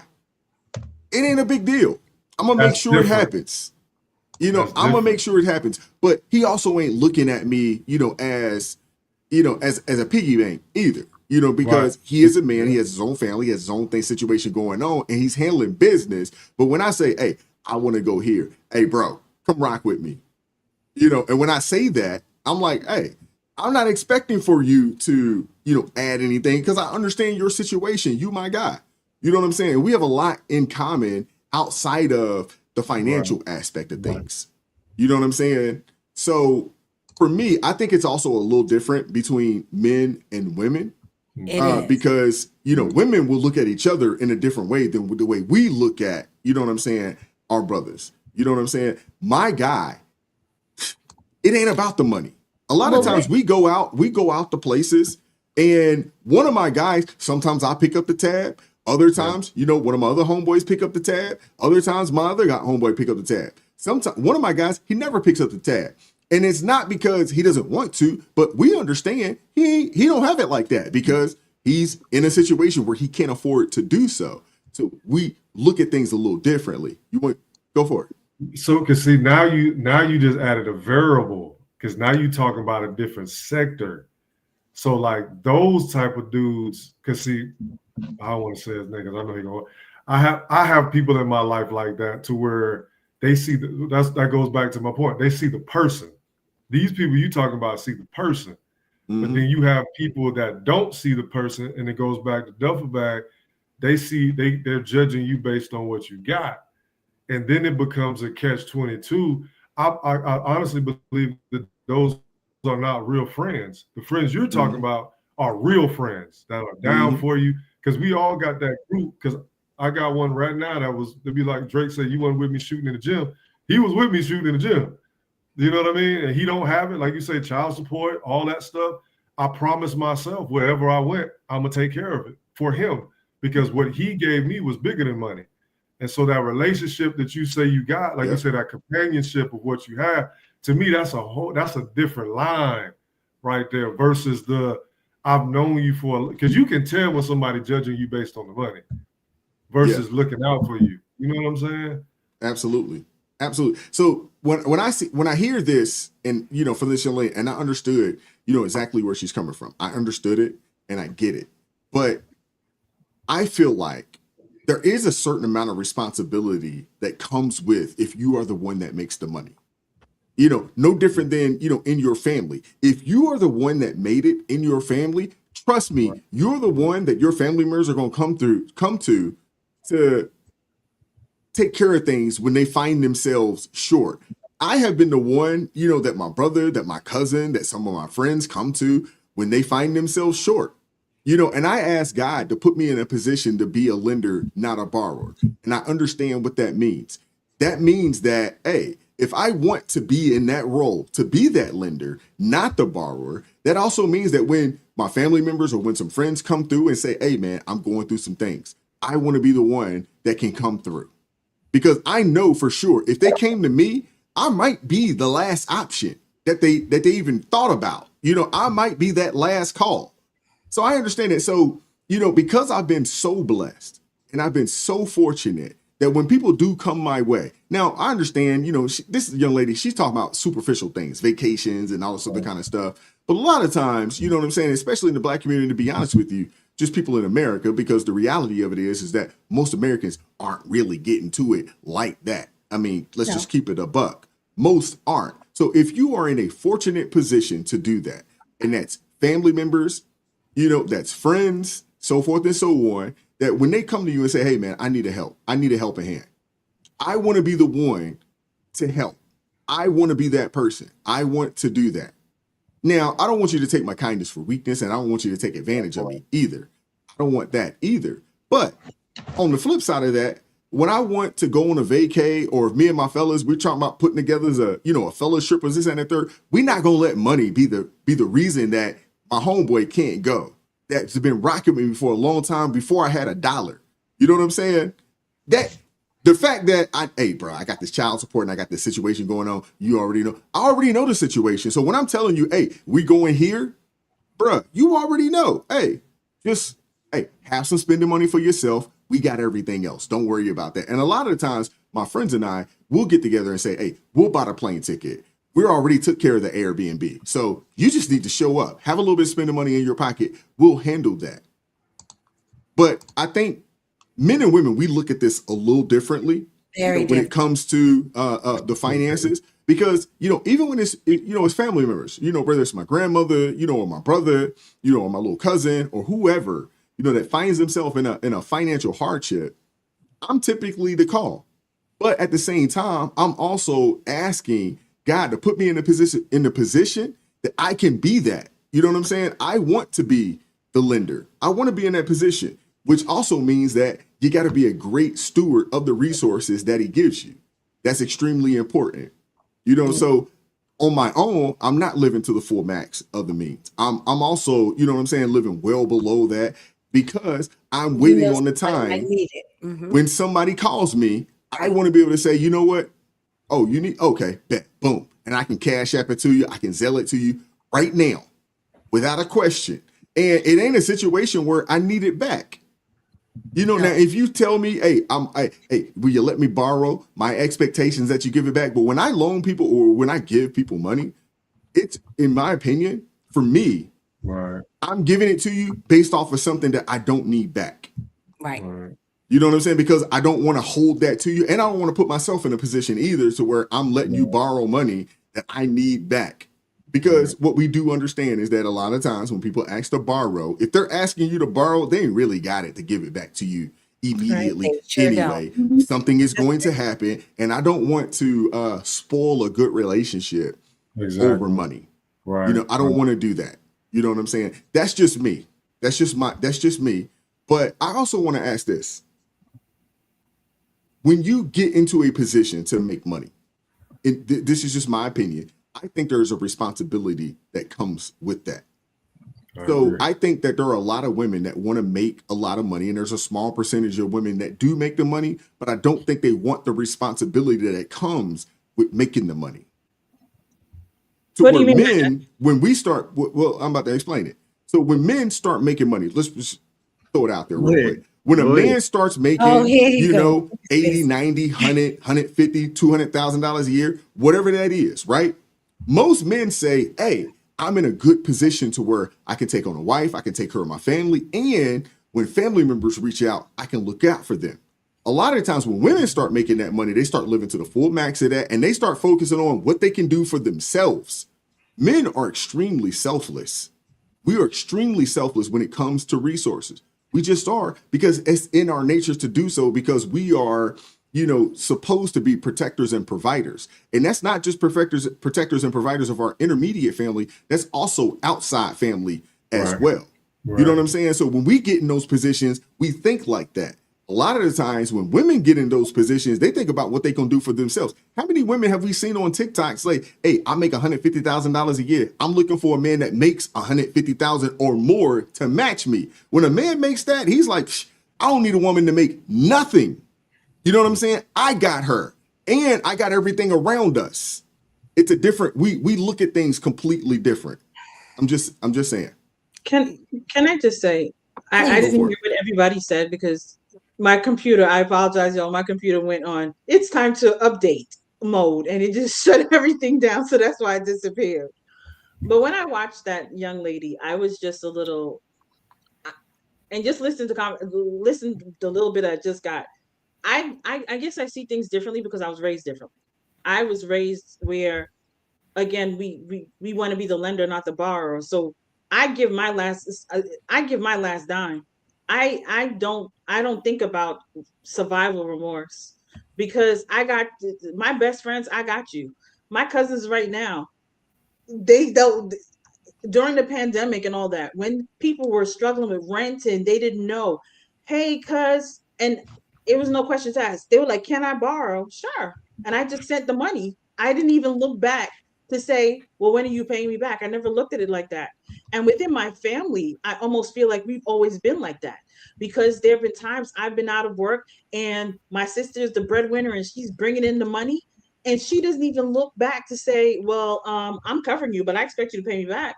That's just how we've always been. My best friend got married and I didn't have, at the time, when, because this was when we were younger, she got married and she was like, listen, I just need you to show up. I'll cover your I'll cover your dress, your hair, your makeup, whatever. Then when she came down to visit me in Florida, when I was living in Florida, I was like, girl, I got you. Anything you need, I got you. Because it's always been like that. I've never thought about it as, and so that's why I was like, what do you mean by that, Wise? Because I've never had that selfish mode in me. I've always thought, if I'm pulling in 500,000, a mil a year, whatever, I want to bring those close to me with me. And I'm not looking at a man saying, well, you better be making a mil to be rocking with me. No, that's why places still have duffel bag up there, because I didn't really care how your money. Can I ask you a question real quick, Crystal? Do you think that there is a responsibility that comes with making a certain amount of money that's above the median average, something that would be considered above average income? Do you think there's a responsibility that comes with, regardless of who you are, man or woman? Yes, there is a responsibility, because as a Christian, I understand that what the Lord blesses me with, it is not for me. It is to be able to bless others with. I'm supposed to be a conduit of those blessings that he has blessed me with, because whatever money I make, that is not me making it. That is the Lord being my source, giving me the resources that I need to be able to do things. So when he's blessed me with more than enough, above and beyond, that is him saying that I can trust you. Are we losing her? Because I have things. So can you see me? Yeah, we can see you. Okay. Yeah. So that's what I'm saying. I understand the responsibility, because it's not about me. It's about what the Lord has for me to do. So I don't ever look at it like what's in my, like what you were talking about, the people on on TikTok talking about, you better be making, no. Yeah, but you know what I'm talking about though, right? You see a lot of women out there that you see the women out there that are in the top, I guess if you make $100,000 a year as a woman, you're in the top like 2% of women, in the country that make that type of money. Mm-hmm. But then those same women will turn around and say, hey, we're looking for a power. I need a power couple, and I'm looking for a man that makes what I make or more. And the reciprocal of that is most men that make that type of money, they'll take a chick that works at Starbucks. She make 30 grand a year. You know what I'm saying? Whatever she adds to it. Matter of fact, he might tell her, hey, you're 30 grand a year. We don't even need that anymore, especially once kids come into the equation, because my preference would be that you make sure the kids, when they get off the school bus, so forth and so on, that somebody gonna be here to take care of them. Because if you make 30 grand a year and we got to pay $1,800 a month to take care of these kids via daycare and things of that nature, you're basically working to pay daycare. You might as well stay home. You know what I'm saying? Yeah. So the men, we just look at this differently. And even amongst our friend group, we look at things differently. If this is a dude that I've been rocking with for 15 or 20 years, somebody I've known since middle school, and I know he ain't rocking with me because I got some bread. This is my guy. We went to middle school together. You know what I'm saying? We did spitballs together in class back in the day. You know what I'm saying? We cut a fool at the pool in the summertime. This is my guy. And I'm not going to knock him, because at this point now he's married and he's got a couple of kids and his money tight. But we're trying to put together the fellows trip. And I'm not going to not allow him to go because he's like, hey, my money tied up right now. But I'm not going to look at him bad. I'm not going to look at him any kind of way either. But that's what I'm saying, Wise, because I don't think there may be women that are out there that are like that. But I won't say that's a lot. There are women who actually understand the responsibility. But that's why I said maybe because I have a different foundation. I have a different foundation that directs me differently. So I don't look at things like, okay, well, you better be making six figures to be rocking with me, because like you said, a woman, I think the average woman makes what, 53,000 they said a year, or whatever. I think it was like 47. I think the number was like 47K or something. 47,000. So let's just say when I was working where I was working, I was making significantly more than that. But I never looked at it in a way where, okay, I can't talk to you because how much do you make? Or I didn't look at it. If somebody reached out to me and said, hey, Crystal, I got you. You don't even have to blink. My best friends, anything they need, I got. Said vice versa, because we've known each other. We've been rocking with each other forever. I know you're not rocking with me just because you see what I have. So I think, again, understanding, some people do have that understanding of the responsibility of the money that you make. And I'm talking about women. Let me shift that, because you said men have it. So I agree with men. But I'm saying there are women who do understand the responsibility of the money that they're making. And when they make significantly more and they understand that it's not about you and it's not about the superficial things, there's something bigger and greater, and you handle the money accordingly. Yeah, absolutely. Because money's not everything. It's not. I want to hear what Miss Dion has. Go ahead, Dion. I know you've been sitting there. I love that hat too. Look at you with the red on red. Jesus says, I love it. They loving her in the chat. Yeah. Thank you. Miss Ice Cuba. You know, I would have to really agree with what Crystal was just saying. Because being one of those women myself, that I've often been accused of having what my family calls that mercy gift. Our whole family is that way. And I, even right now, I'm taking care of my two little nieces. They're actually my god nieces, ages 12 years old and 10 years old. And those are my babies. And they are no blood relation to me. But they're, the situation has come about where they are in need, and I give beyond what I have in order, to help these little ones. And I've been known to do that, not just with them, but with other family members. And the sad thing is, sometimes people step away and they don't remember.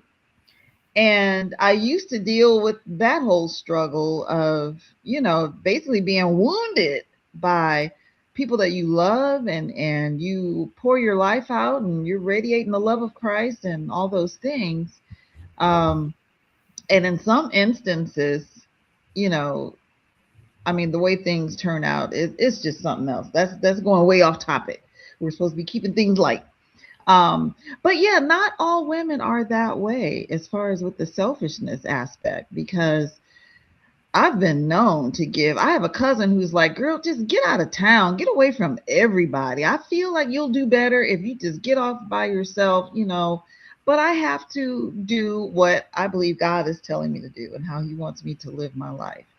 But the young lady in the video, my heart went out to her. You could hear it in her voice. Her voice was just breaking. She was just so distraught.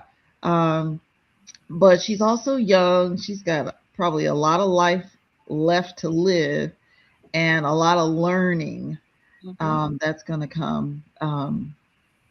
So, and then when God is calculated into the situation, it's total different pathway that's going to take place.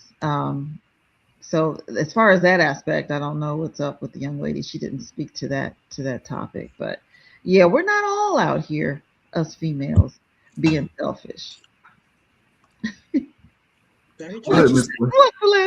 I'll wait to get my 3 cents. Go ahead, Spaces.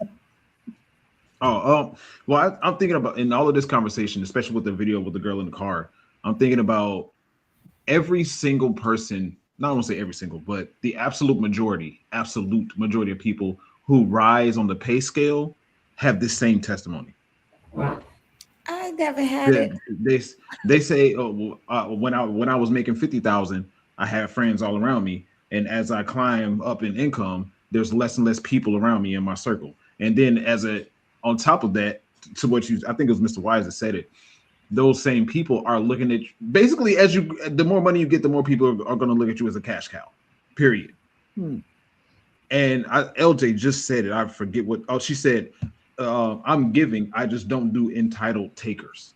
And that's the burden. That's the fine line with all of this. Right there. That's the fine line, because in my mind, I'm on the same side as Mr. Wise. It's like, if you my homie and I see that you're trying, I got bread. All right, I got you on. Let's kick it. I'll take care of the bill. No problem. As long as I can tell, as long as I know that you're not, don't tell me that you don't have money, but every time I see you, you posting pictures of you with bottles in your hand. You know what I mean? So if I can see that you're actually doing something, you're actually trying to better yourself, then I don't have a problem with it. But you can also write it off as a business expense. But so thank you. So I'm saying, and I also think about Kevin Hart's what he said, Kevin Hart's skit about my friends are too rich for me or something like that. You can't hang out with everybody. We was talking about I got the checking and the savings and the checkings and all that stuff. As a part, it's a part of the financial ladder for it's just like a business. The higher you climb in a business, the less people are around you. Yes. When you're a cashier at a business, you got all different kinds of people with you, your coworkers and the customers. But the higher you go, the less people are around you. It's the same thing with finances. The more money you make, the less people are around you. Yes. Can I say something? Go for it. About the responsibility piece. I'm going to go back to your earlier statement when the men were slapping each other and running into each other, and it was fine for men to be wired differently then. But now we can't be wired differently. You're absolutely correct. Women do not think like that. We are not supposed to think like that. I am generally not thinking about taking care of a husband and a family. And this does not mean I don't want to contribute. This doesn't mean that when people in my family or in my friend group are in financial difficulties, that I have not been and won't continue to be somebody who will try to step in the gap where and when I can. But in terms of the way I think about it, when you say, do you think that having money is a responsibility? I think that's conditional. I think that depends on the conditions that present themselves. And my responsibility is to actually weigh and pray and determine and discern what those conditions are and determine when and where it is the right thing for me to do to help. I wrote in the beginning of my book, there is a difference between help and support, and that help does not actually, that's right, go and get it. It does not actually help people. That in fact, what we should be doing is supporting people. That is completely different than help. Yeah. So I'm not somebody who runs, and I don't measure myself based on you should run out and help people. Most of the time, that's a silly thing to do. It is always good to support someone. It is probably almost not good to help people. And I'm very aware of what those differences are. And I want to say this idea of saying, well, I'm a woman, if I make 100,000, I have to get a man that makes 100,000 so we can be this power couple. No, I haven't thought that. I have heard women say that. I think those are very silly women who talk that way. But here's the real truth that we're going to stop laying at the feet of women. The reason it is important for men to make money, I personally don't really care how much money a man makes, except for this. Men, if they feel they're not making as much as you or more, will make you miserable when you're trying to be with them. So they can't be happy that way. And men can constantly, you want to talk about projection. Men constantly say, women want a man who's going to make as much money as a man does. They never account for the fact that, you know what? It is difficult to be with a man who doesn't, because he's not, might be happy with you. That might not even be my issue, but you not going to be happy in front of me if that's the case. And everybody, and if you don't believe me in the chat, in the world, wherever, let me just say this. You could be having a wonderful relationship with somebody at whatever financial status you all are at. And it could be great, and you love him and he loves you and everything is fine. Let that man lose his job. And the same day, your treatment, the way he treats you, the way he talks to you, the frequency at which he's going to call you, then, you know, the nice way that all of that goes out the window. All of it is gone in a second. And you're standing there going, well, wait a second. I don't mind. I'm sure you'll get another job. I believe in you. No problem. Let's just continue to flow like we're flowing. Oh, he can't flow. The flow is out. The flow is gone. So the problem is this, Celeste, and I understand where you're coming from, and I can appreciate that. The problem is a lot of women, let me go back. Men, we're not out here. I'm not out here bragging to my friends how much money I make. Sure. A lot of the times when women start getting a bag like that, she got to let you know, I'm getting a bag, and inward, I don't need you because I'm getting this. You know what I'm saying? Or maybe she won't go that far and be that harsh, but she'll put it out there like, I got this on my own. I can do this. I don't need you. And that's where, you know, things get a little bit hairy. That's where things get a little bit hairy. And this is exactly why you said, when you say, well, you know, a man will get a woman at Starbucks who's making $30,000. No, in fact, you probably prefer that, because at the end of the day, she doesn't have to tell you what she can and cannot do. It's already known. If you get a woman who's making $150,000 a year, she doesn't have to tell you what she can and cannot do. You look at her life and see what she can and cannot do. If she had a car before you, that's something she can. If she bought a home before you and is paying a mortgage, she's, you know, there's no foreclosure sign, you know, on the door, then clearly she's handling that. So no one has to come and flex in front of you. But the fact of the matter is, when you go to pick her up on the date and you see what's in the driveway and you see the address and the neighborhood that it's in, nobody has to tell you that. You can already feel a way. Maybe some men do, maybe they don't. But it's not because I'm not saying no one does this. But what I'm saying is those things are already obvious. And so if you're the type of person that's going to be a problem for down the line, of course, everybody says, no, I don't care.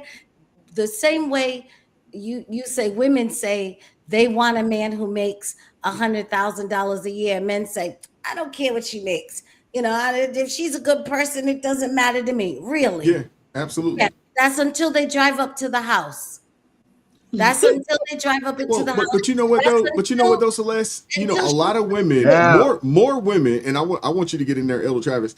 More women are willing to throw how much money they have in your face than the men are. But this isn't even talking about. This isn't even a relationship situation. This is a friendship situation. This young lady was talking about just being able to hang out with her friends. You know what I'm saying? And a woman's friendship and a man's friendship is completely different. What women are communal. Being a friend with a woman means you are in a community with that woman, and people are in that community based on like characteristics.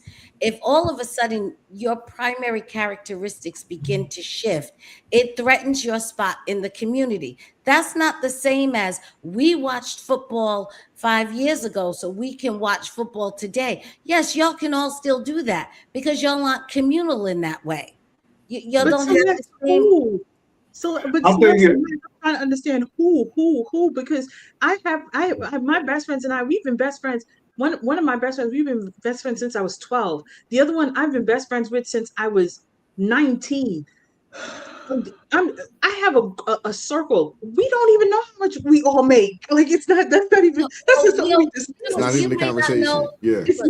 Not know down to the letter, and I certainly can say I don't tell, and that is for tax and other purposes. I can never really say, but so to make sure I stay out of dispute. But the point I'm saying is, you may not know, but people, again, it's the same thing with we know because we can see how you live. How you live pretty much tells the story. It does. It will. What you drive, where you live at, you know, the type of things that you can do. Where your children go to school, all of that tells the story. I mean, but why keep telling people I'm bougie because of where I live? And I'm she is in Buckhead. Hey, ladies and gentlemen, she's in Buckhead. For those of you guys that don't know nothing about Buckhead, that's one of the wealthiest places in Atlanta. You know what I'm saying? Hey, if you are of a certain type of melanin, you know, in that area, you might be getting pulled over just trying to figure out what you doing over here. I'm super regular. I don't know what you're talking about, y'all.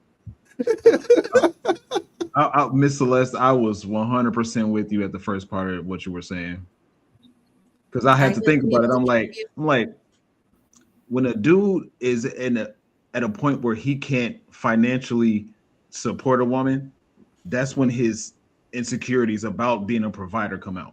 Yeah, I understand that. Some men, absolutely. However, I want to say number one, one of the top two reasons for divorce, which absolute majority of them are filed by women, is for financial purposes. So yeah, but that's not necessarily always lack of money, but you might be a spender, I might be a saver. We're going to have a hard time in a relationship together, not because we don't have enough money, but because we don't view money the same way. That makes me unsafe. I feel insecure if you're out spending and I'm somebody that needs to always have, you know, a certain amount put away for a rainy day. But what are your bills paid? It's typically it's the opposite though. The women out there spending the money, the men aren't out there doing it like that. You know, it very well could be. I'm not saying it isn't. I'm saying I don't necessarily. You're right that the number one reason for divorce is financial, but it isn't clear that it's just because there wasn't the woman thought that the man wasn't making enough money or vice versa. It's usually people's habits around money are not equally yoked. We'll agree to disagree on that, because I would wager that the absolute majority of the time is because of lack of financial availability in general, i.e. borderline poverty. That could be. Stress is never good on a relationship. No, when it comes to the whole aspect of dang, I lost what I was about to say. All right, well, hey, we're gonna keep it moving. Just a couple super chats I want to read real quick, and then we'll keep it moving. Shout out to Hunter. It says that's why money don't buy you happiness, lady. I'm sure people tried to warn you many times. Yeah. Would you rather cry in a Grand Am or a Bentley?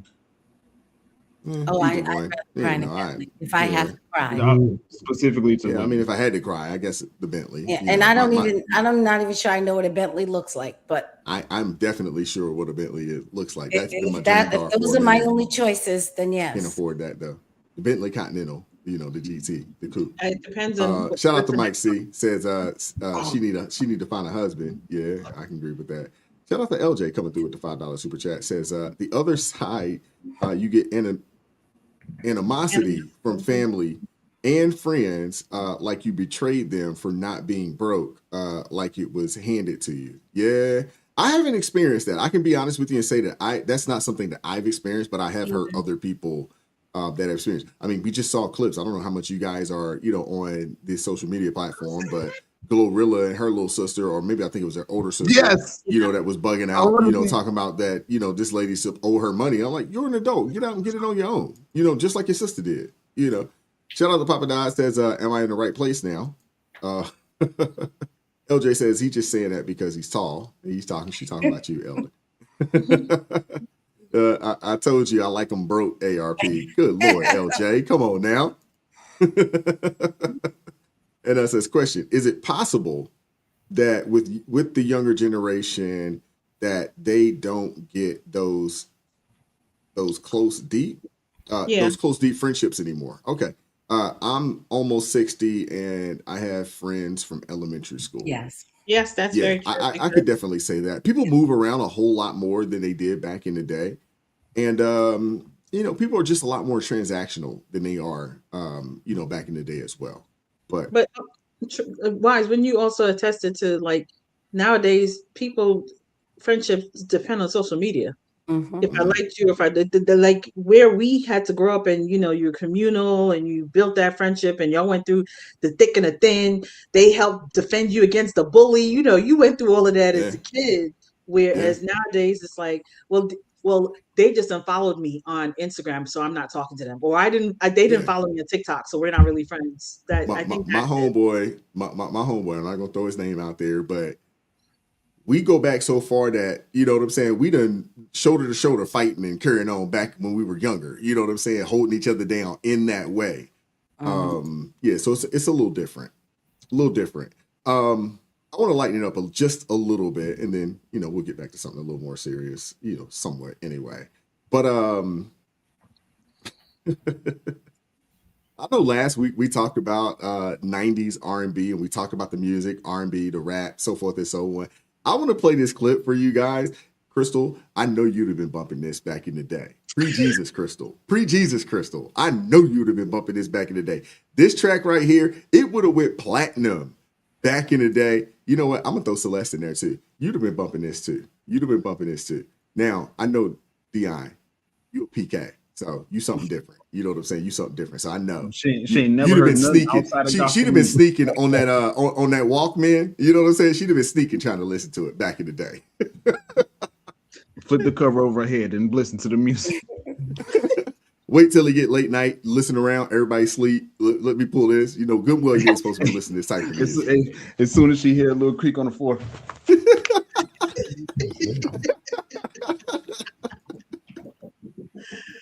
Yes.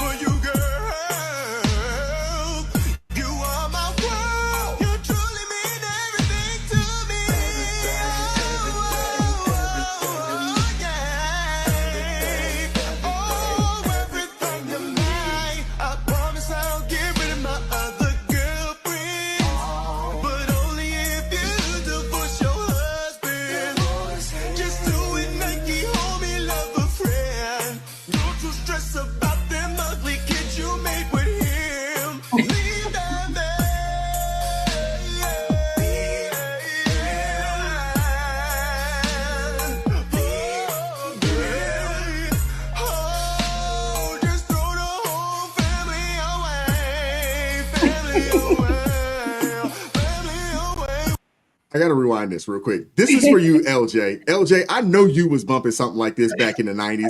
I know you were. I know you had the CD, LJ. I know you did.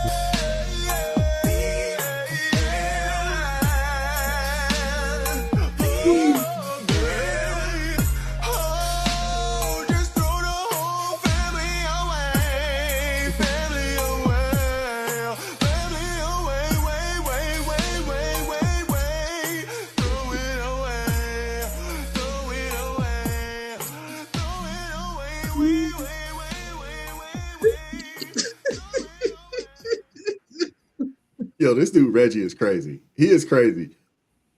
But y'all know good well that would have been a platinum hit back in the 90s. Y'all already know.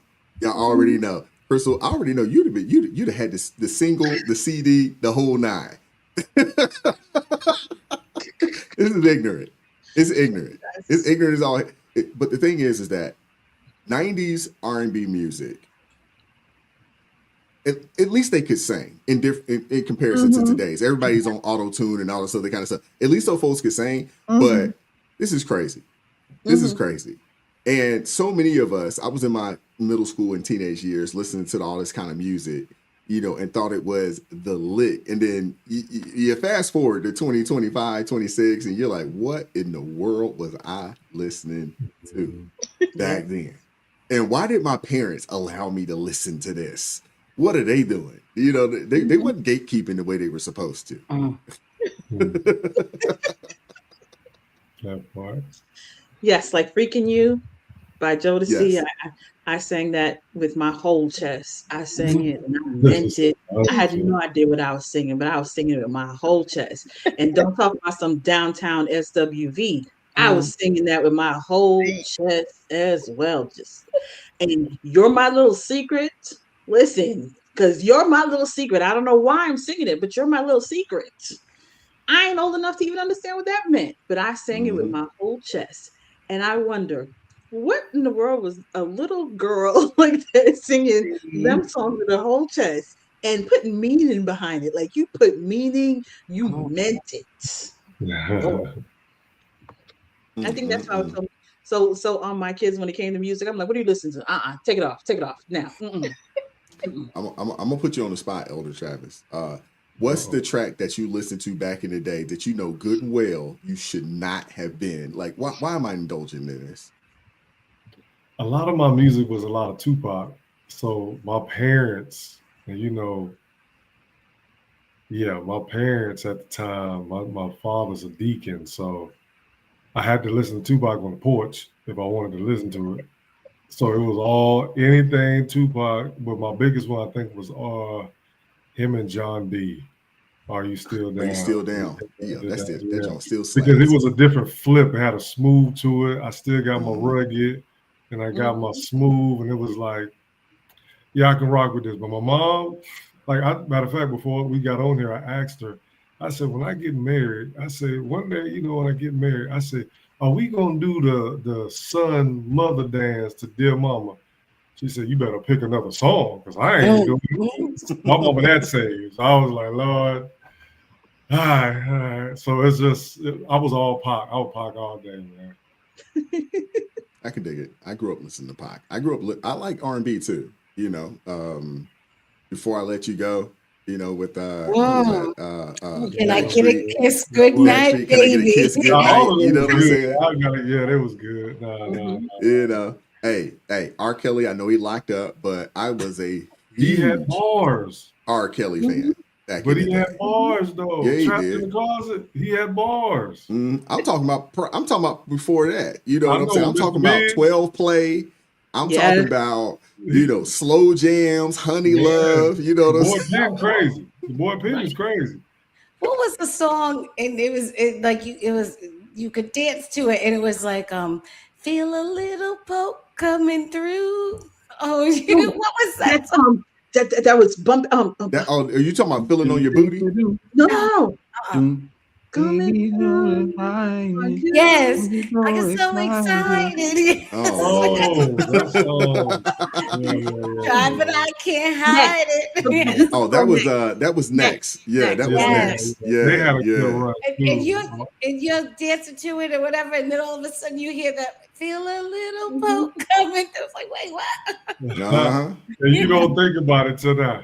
You don't think about it. I mean, you think about a lot of the music that we listen to. We were just talking 90s. I mean, to be honest with you, you could kind of go back to the 70s because I grew up, on Fridays, my pops and his friends used to come through. They sipping on whatever they sipping on or whatever the case may be. And they would play a lot of classics, old school, old. So I grew up listening to old school, 70s, type music. And you don't realize, when you hear that Me and Mrs. Jones, you know what I'm saying? We got a thing going on. We listen, it sound good, but you're like, wait, hold up. When you get a little older, you realize, like, hold up, what are they talking about? Wow. You know what I'm saying? But and some of the other music that they were listening to that were considered Let's Get It On oldies. is the most beggingest song. Yeah, Let's Get It On. Earth is the best bag ever put on wax. It was like the best bag. That was the best bag. What's that song? Hold on, what's that song? Marvin Gaye. What is it? Let's Get It On? No. What's the sexual? Is it sexual healing or something like that? It's crazy, but that vibe was crazy. That vibe was That vibe was nice. Man. It wasn't as raunchy, as some of the music is today. At least they kind of threw some subliminal shots in there to an extent, but I think a lot of it just went over our heads because we were just too young. We probably shouldn't have been listening to it anyway. And we're just too young to understand the lyrics. So a lot of us, we're listening to the, to the beats and the bass lines and things of that nature, but. So I got a question. How much of that is secondhand hearing your mama singing and it just bled into your soul? Because they sung it like they was there. Well, that's a funny thing, because you remember last week, Vaz, I said about my dad wanting to sit down and he pulled out the Usher lyrics and he wanted to, that 7 o'clock on the dot, I'm in my drop top. And he was like, what do you think he's saying? And he wanted to get on my case. He reminded me, he's like, you don't remember what you said to me? I said, what did I say to you? He said, do you remember how you pointed out to me, well, Daddy, you let us sing Ring My Bell. What bell was she ringing? And I was like, I did say that. Because he used to listen to, you can ring my bell. But if you know the lyrics to that song, what bell was she ringing? Right. You know what bell she was ringing. Mm-hmm. You know. Mm-hmm. Now, y'all would be surprised to know that even though I'm a PK, my parents were not super duper strict like that. They were not super duper strict. So I have 2 younger brothers. One of them, rest in peace, is gone to be with the Lord already.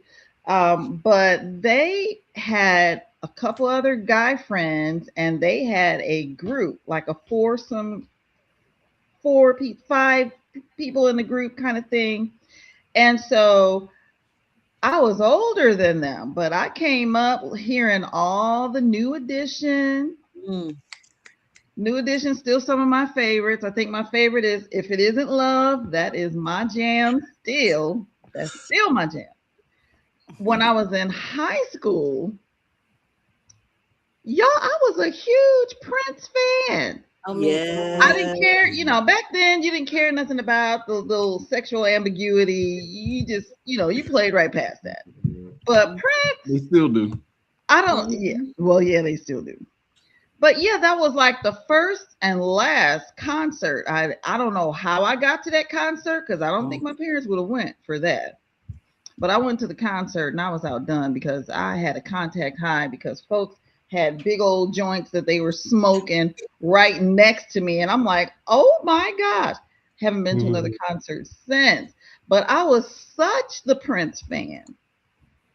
Back when I was in high school, it was all about trench coats when the weather was cool.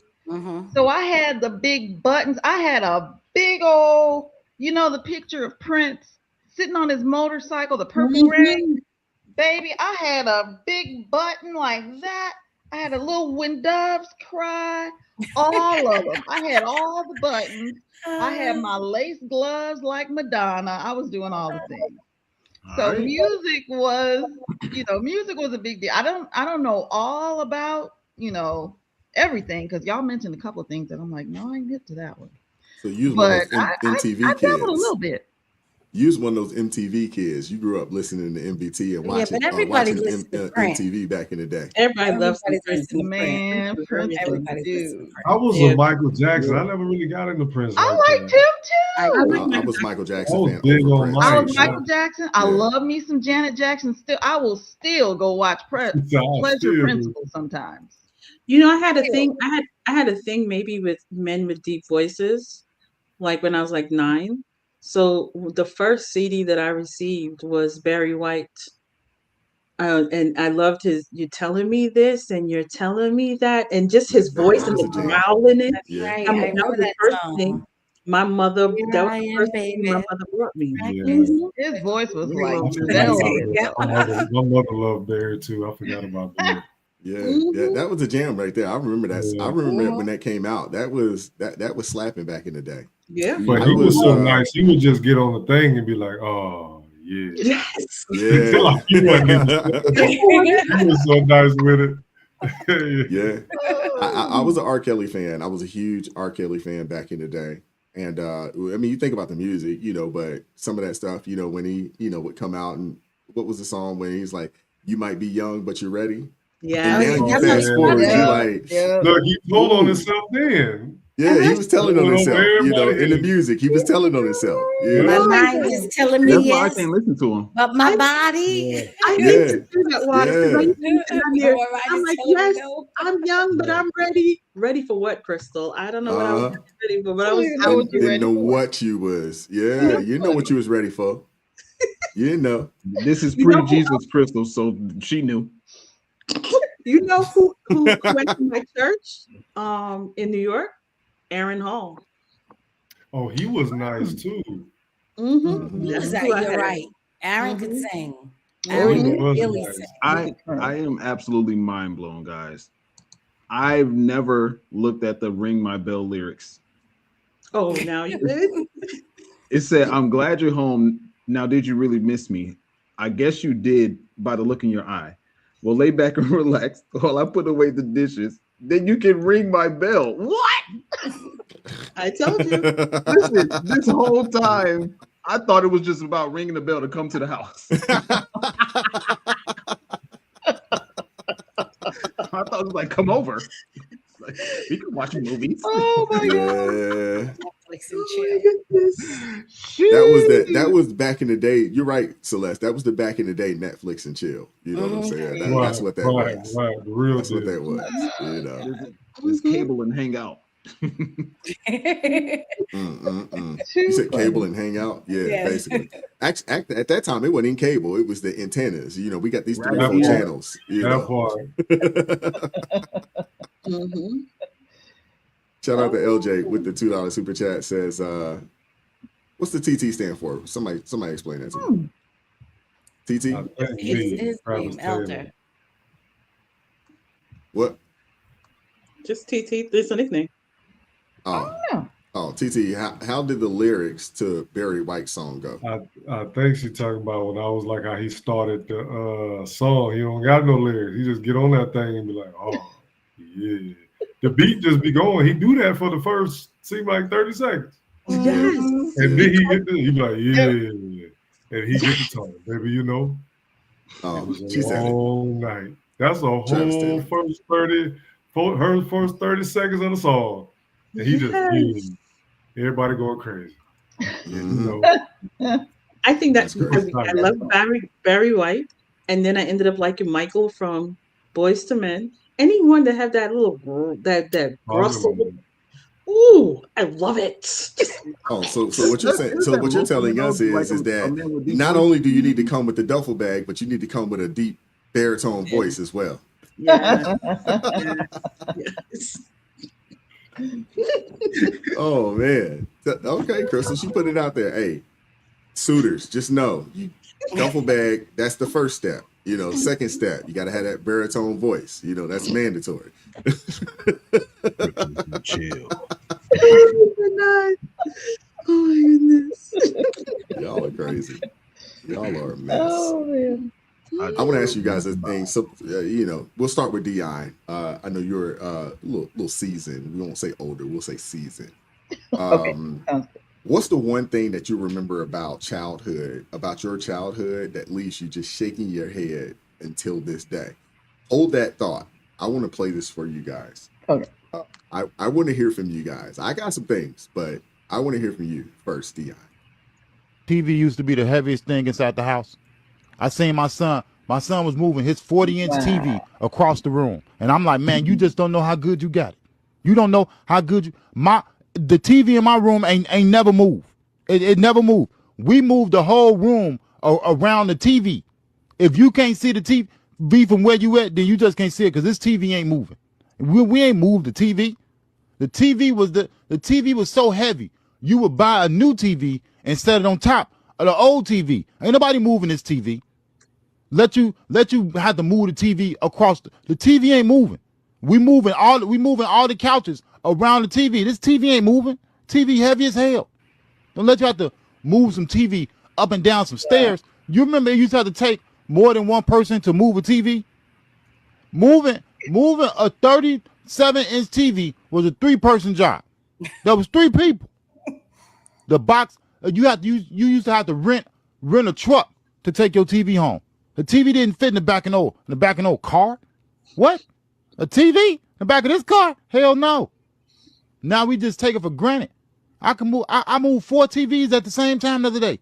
Never in 1992.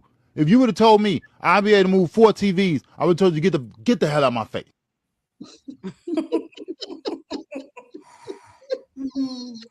That's hilarious.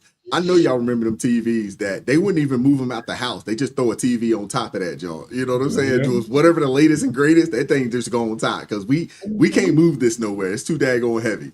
But Dion, what's the one thing in your house, you know, or your grandparents' house that you remember? You just like now that you think about it, you're like, why did they do that? When I saw that picture of that big old TV with the wood, we had that. We had that in our living room when I was a little kid. And I remember my mom always talking about, is radiation coming out that TV? Stop sitting so close. Scoot back. Scoot back. Everything he said, the big back TVs, how heavy they are, you can't lift them. Oh my gosh. He had a VCR sitting up there. I don't know if, see, these little kids, like my nieces, they don't know nothing about a VCR, a videotape. I remember 8 tracks. I remember my daddy had a couple of 8-track tapes. Them suckers was as big as a videotape. And I remember the 8-track players and everything. Oh my gosh, there's so much. But yeah, everything he said, I couldn't do anything but laugh because, man, that's the way it was. And I can't imagine, like, yeah, that TV literally did not move. You move the room around. You don't move the TV because it's too heavy. Too heavy. I can't imagine like carrying that thing up the stairs because we had like 2-level house back then. It never happened. That TV never moved from that spot ever. Yeah. Once you got it in the house, wherever you set it down at, that's wherever it landed, baby. Right. That was it. Right. That was it. Now, answer me this. How many of you guys grew up in the household? 2 things. One, they had the plastic on the couch. And the plastic on the couch, you wasn't allowed to sit on. Nobody was allowed to sit on. You get your tail beat for sitting on that daggone couch. Matter of fact, you just walk by that area and just look at it. You know what I'm saying? Because you ain't even allowed to go in there. Right. That was my grandma's house and all her sisters. They all had plastic coverings on the couch. Every now and again, you'd be able to sit in there during the summer. You got your shorts on, and somebody had to take a spatula to get you up off that thing. Oh my gosh. You better not try to turn in your seat because you're going to rip your flesh off sticking to that thing. My grandma, remember, the rotary dial phones. See, nobody know how to work those, but I can walk up to a rotary dial phone and do my thing. I know how it goes because my grandmama had them rotary dials, and they used to call them princess phones. You can probably look it up to see one. But yeah, with the funny phone receivers and just how the phones had the cords and they were like stuck to a wall. I'm like, my grandmother, if she were to see one of these things, she would be like, what in the world? She would already try to pick up the remote control. A remote control TV was a new thing to her.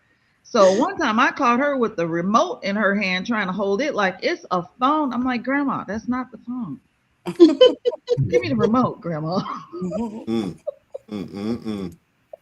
I remember that plastic. We had, like at my grandma's house, we had, it was the room, and that was the good room that kids, you just wasn't allowed to go in. You couldn't go in there. You couldn't go in there. If you were caught in there, that was your hind parts. You know what I'm saying? You was going to get a beating if you walked in that room. You weren't even allowed to go in there. More or less, act like you're going to sit on something. Are you kidding? Man, please. You're going to catch a beat down. Seriously. You're going to get a beating sitting in something like, man, please. I'm like, why would we preserve a room like that? It's like it was a museum. And nobody can go in there. Plates on the table, everything on the table. You can't go in there. The only we didn't have plastic on our furniture. We did have the room that you weren't allowed to go in, but we were only allowed to go into it during Christmas time. That was the only time we were allowed to go into that room because the Christmas tree went there. But we definitely had the runners running all through the house, and you better walk. Yeah, the runners. Walk on them runners. Yeah, I remember and that I was too. thinking, like, well, what is the point of the carpet? Don't step on the carpet. Walk on the runners. And I'm just like, I'm so confused. And why would my brothers, being boys, when they want to torture you, they would flip the runners over? So when you come out and walk on them, then you're getting stuck all in your feet by the things on the back side of the run. I've never even realized the runners have disappeared. Yeah, runners gone, man. That's because the mindset of people, those of us our age, because we are scarred from these rooms that are untouchable and these runners and these plastics on this couch, that I just I never had anything like that in my house. You know, I never had something like that where my kids couldn't go into. I just was like, no. But we had that room as well, Crystal. We had the room. We had the formal dining room that you only sat at for Christmas and Thanksgiving. That's the only time you sat at that table. And my parents had the living room area. They didn't have the plastic on it, but you just knew that's for company only. Exactly. And you do not sit there. And if you walk in the house and company's there, you better speak and keep it moving. That's it. That is it. Speak. Hey, how you doing, ma'am? Keep it moving. And the dishes, because they had these dishes, and I'm like, can we? They're like, you're not supposed to eat in those dishes. I'm like, what are the dishes for? Why are they there? Like, they're just there for show. I'm like, what? Exactly. Yeah. I'm sure all of you guys had parents that had that china cabinet, you know what I'm saying, with those with them plates up in there, you know what I'm saying, that don't nobody ever eat on. I'm like, to me, I always thought, I was like, it's such a waste of money. You know what I'm saying? Y'all got plates that nobody eat off of? Really? Like, it's such a waste of money. But my parents had the little cabinet with all the china and stuff up in there, and you're just like, this is weird. This is weird. I never did. We got like dishes that. in this thing, and we can't use them. I don't understand it. Yeah. Well, hey, I remember we got a dishwasher in the house. We wasn't allowed to use the dishwasher. Hey, you better wash these daggone dishes. Yeah, that part. When you get that dishwasher, you rich. When you got a dishwasher, you got some money. You ain't finna run up my electricity bill, my water bill. Hey, y'all still washing these dishes? Like, well, we got a dishwasher. We don't use the dishwasher. Wash them dishes. Right. Okay, I'm sorry. I'm going to admit I am that mother, because I promise you, my kids have to wash dishes, and the dishwasher was the drying rack. That was where it was going. You were washing the dishes, and they were drying it in the dishwasher. I'm so serious. Have y'all ever had the old school don't sit on the arm of that chair, or the back of that chair? Yeah. Yes. Yeah. Yes. I caught my daughter. I was talking to my daughter one day, and she just sitting on there all nice. And I said, baby, I love this conversation, but it's just eat me alive to see you sit on the arm of this chair. Your grandma would eat us up right now if you sat on the arm of this chair. That's not even something that you would do. I just told my little niece that the other day. Get off the arm of that. Get off the arm of that couch. It's so crazy that we're having this conversation because I don't know if you guys know about the 85 South Show. It's a comedy podcast. They did a live stream about this, and unfortunately, it's the skit is like about 9 minutes long. Obviously, we couldn't watch it on here, but oh my goodness! Matter of fact, I don't know if the mods will let me. I'll send it in the back chat, Mr. Wise, and you can do it. But oh my god, it is so funny, and it's the skit that they built organically. This is all improv that they just worked together.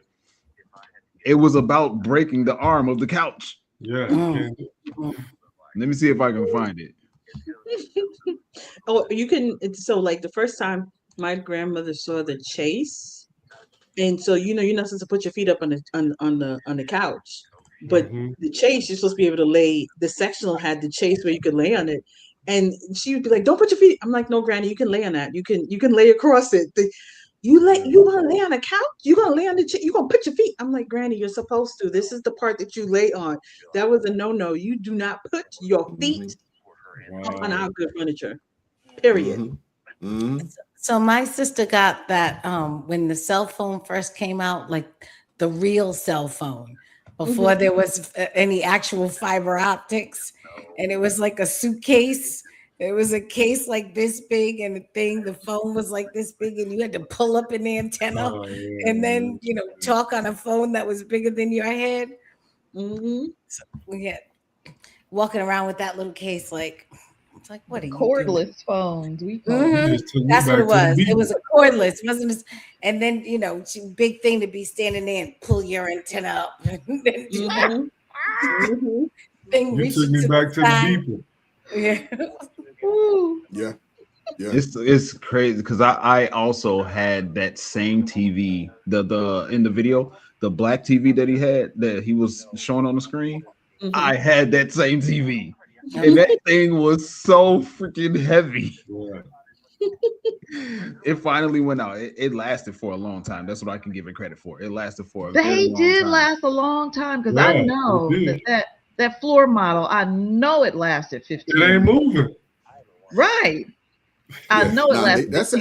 That's a time when they built things to last. You know what I'm saying? Did. I mean, you gotta think. You still got cars from the 60s that's still rolling right now. You know what I'm saying? So at that time frame, they built things to last. They also built things to not be moved outside of your house. You know what I'm saying? Yeah. Because them TVs, I remember, man, we had one of the big old TVs, man. And then, when the newer ones came out, you just threw that thing right on top of it. You know, there wasn't all these junk removal companies and things of that nature where folks would just come through and pick stuff up either. We just didn't have that.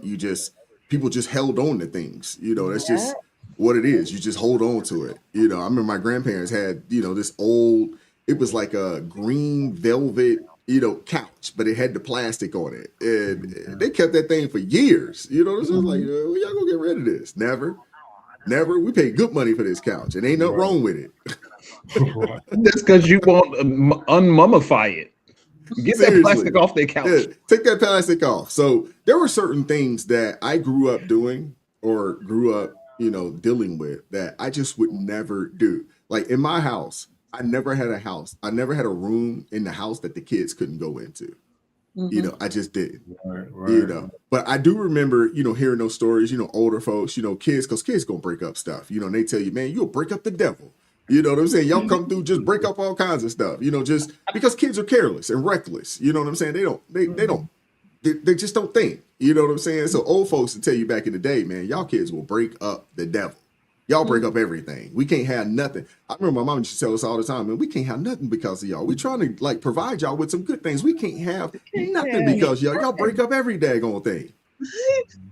Did you see? So they did this thing on, and I don't know if it was on Instagram. I can't remember, but they showed like the psychology of it. So people whose houses were very cluttered, you had everything, they didn't throw, for me in my house, they didn't throw away nothing. Them cookie jars, them cookie canisters, they should have cookies in it, but it has sewing kits and everything inside of it. So you open it looking for cookies, but it ain't cookies because it has all the sewing stuff. So people whose houses look like that, your house is a minimalist. Your house ends up being a minimalist because there was so much clutter in your house. People whose houses were what was the other one? Very antique. You grow up and your house is very modern because you're like, I had to suffer through antique. So I don't know what everybody's houses looks like, but I am sure your house is actually opposite of what you had when you were a child. Because I know mine is definitely. Mine definitely is, and it has been, for quite some time. Definitely been. I'm gonna play this video. Let's see what Space is talking about here.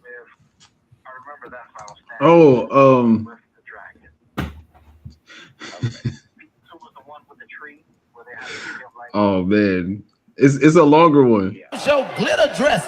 Ooh, turn around, mama. Fast for 2 minutes. Ooh, boy, her ass all on the back of your head. Move.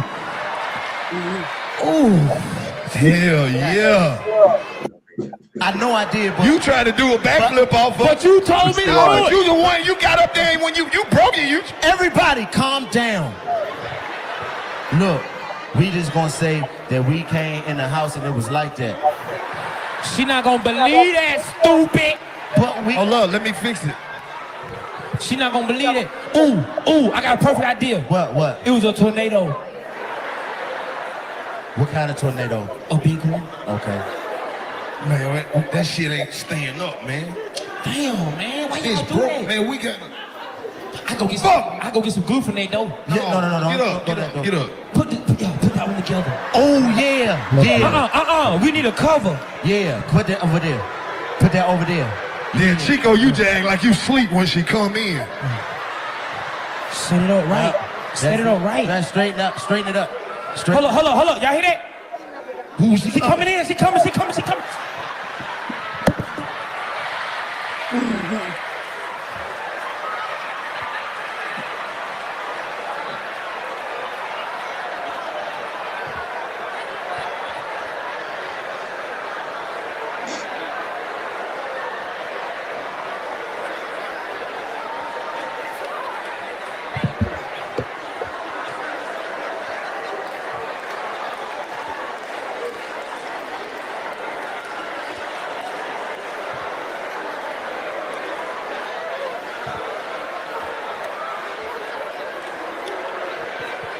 Stop crying.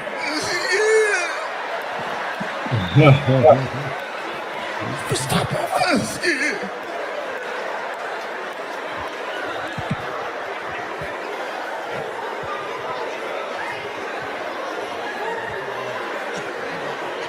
Huh? Hey, Mom. You said come here? Hey, Mom. Come in your room.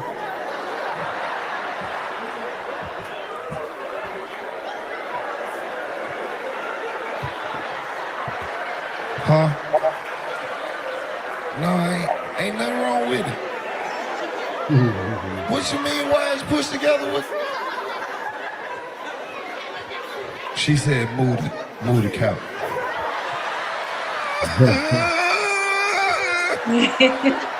Just go read the climax. Keep going, please. Who the fuck broke that goddamn? Bring your motherfucking ass over here!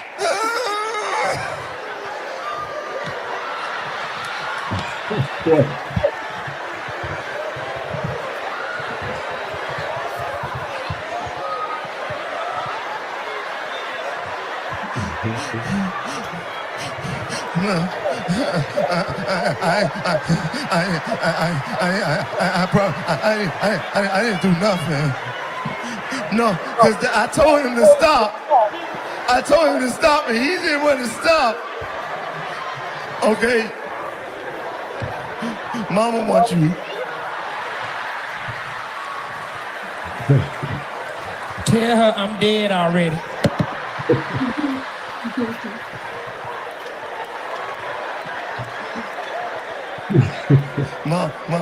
Mama, he said him dead already. Okay.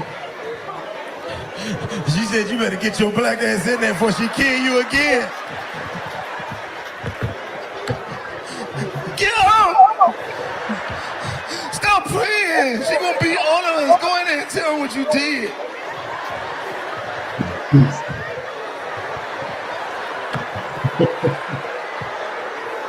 Come on. We supposed to go to play ride bikes. Go tell her you're sorry.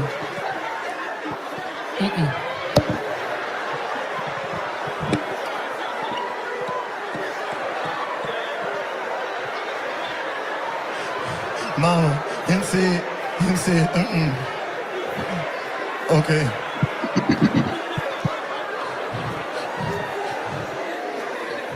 She said if she got to get up out that bed and miss the rest of her stories, fucking with your stupid ass, you gonna wish you wasn't born. So you better get up and go in there and talk to her, or else everybody getting fucked up. Get up, boy. You better get up. I ain't getting another woman. You better get your ass up, boy. I told you, oh, damn. Stupid ass. Help me clean the living room. Go on in there. He the scariest one. Mama, you hungry?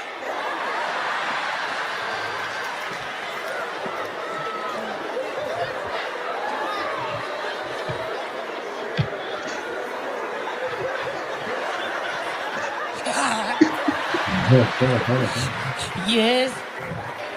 I didn't know. I didn't. No, I didn't want to. No, I didn't want to. Why y'all do that? Why y'all tell I did that? Y'all give me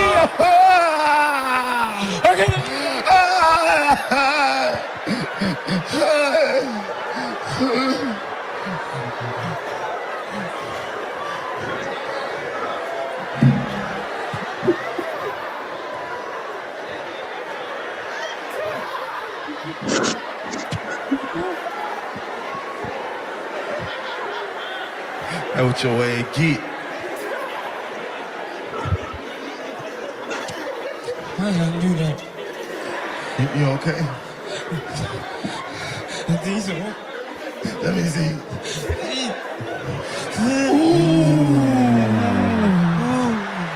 Is that bad? Yeah. Is that bad? Yeah. You bleed, John. You bleed. You bleed. What she hit you with? Everything. Boy, everybody in here been abused. You can tell by the laughter. Hey, everybody here got that one ass whooping that they thought about like, she ain't had to do me like that.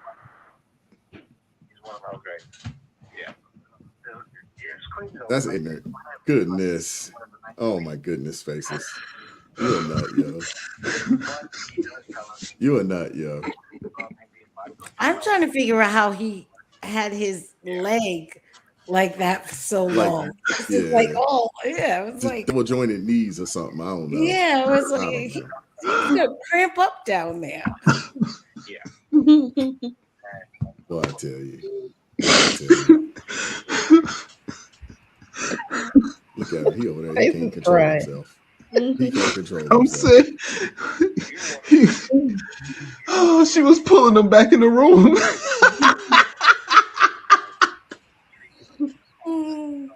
Hey, you learn at a very early age self-preservation. So there's just certain things that I just knew I wasn't willing to do because it was an automatic beating. You just already knew. And one of those things was you stay out the good room in the house. That you just knew. That was a way to get beat down. That was a way to get beat down. I agree. Thank you for playing that, Mr. Wise. It's been a minute since I watched that video. Did your little hog good, huh? My eyes are red.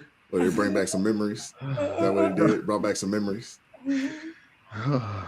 No, I'm a fan of DC on Fly. I watched a lot of their shows, a lot of their live shows, and I believe the absolute majority of them are improv. So for that to be improv and freestyle, and he pulled that out like that, it's just hilarious. Okay, thank you for playing that. Yeah. Oh, I think I read that one already. All right. Wait a minute, we're gonna get out of here. We get late. We are not staying on this thing till 1 o'clock in the morning today. Like last week. Lord have mercy. Last week was fun though. It was a lot of fun. But hopefully we'll be back at this thing next week for the late shift, and we'll keep it light. The goal is to try to keep this light as possible.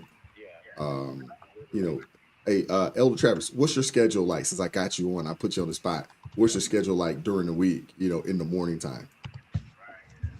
How early? I get up every morning, probably about 5:30, 6 o'clock. So probably after 6:30 prayer, like I'm usually free till, unless I put something on the schedule. Usually like Tuesdays, I'm gonna take my daughter to school. But for the most part, that beginning time, I'll be usually kind of free.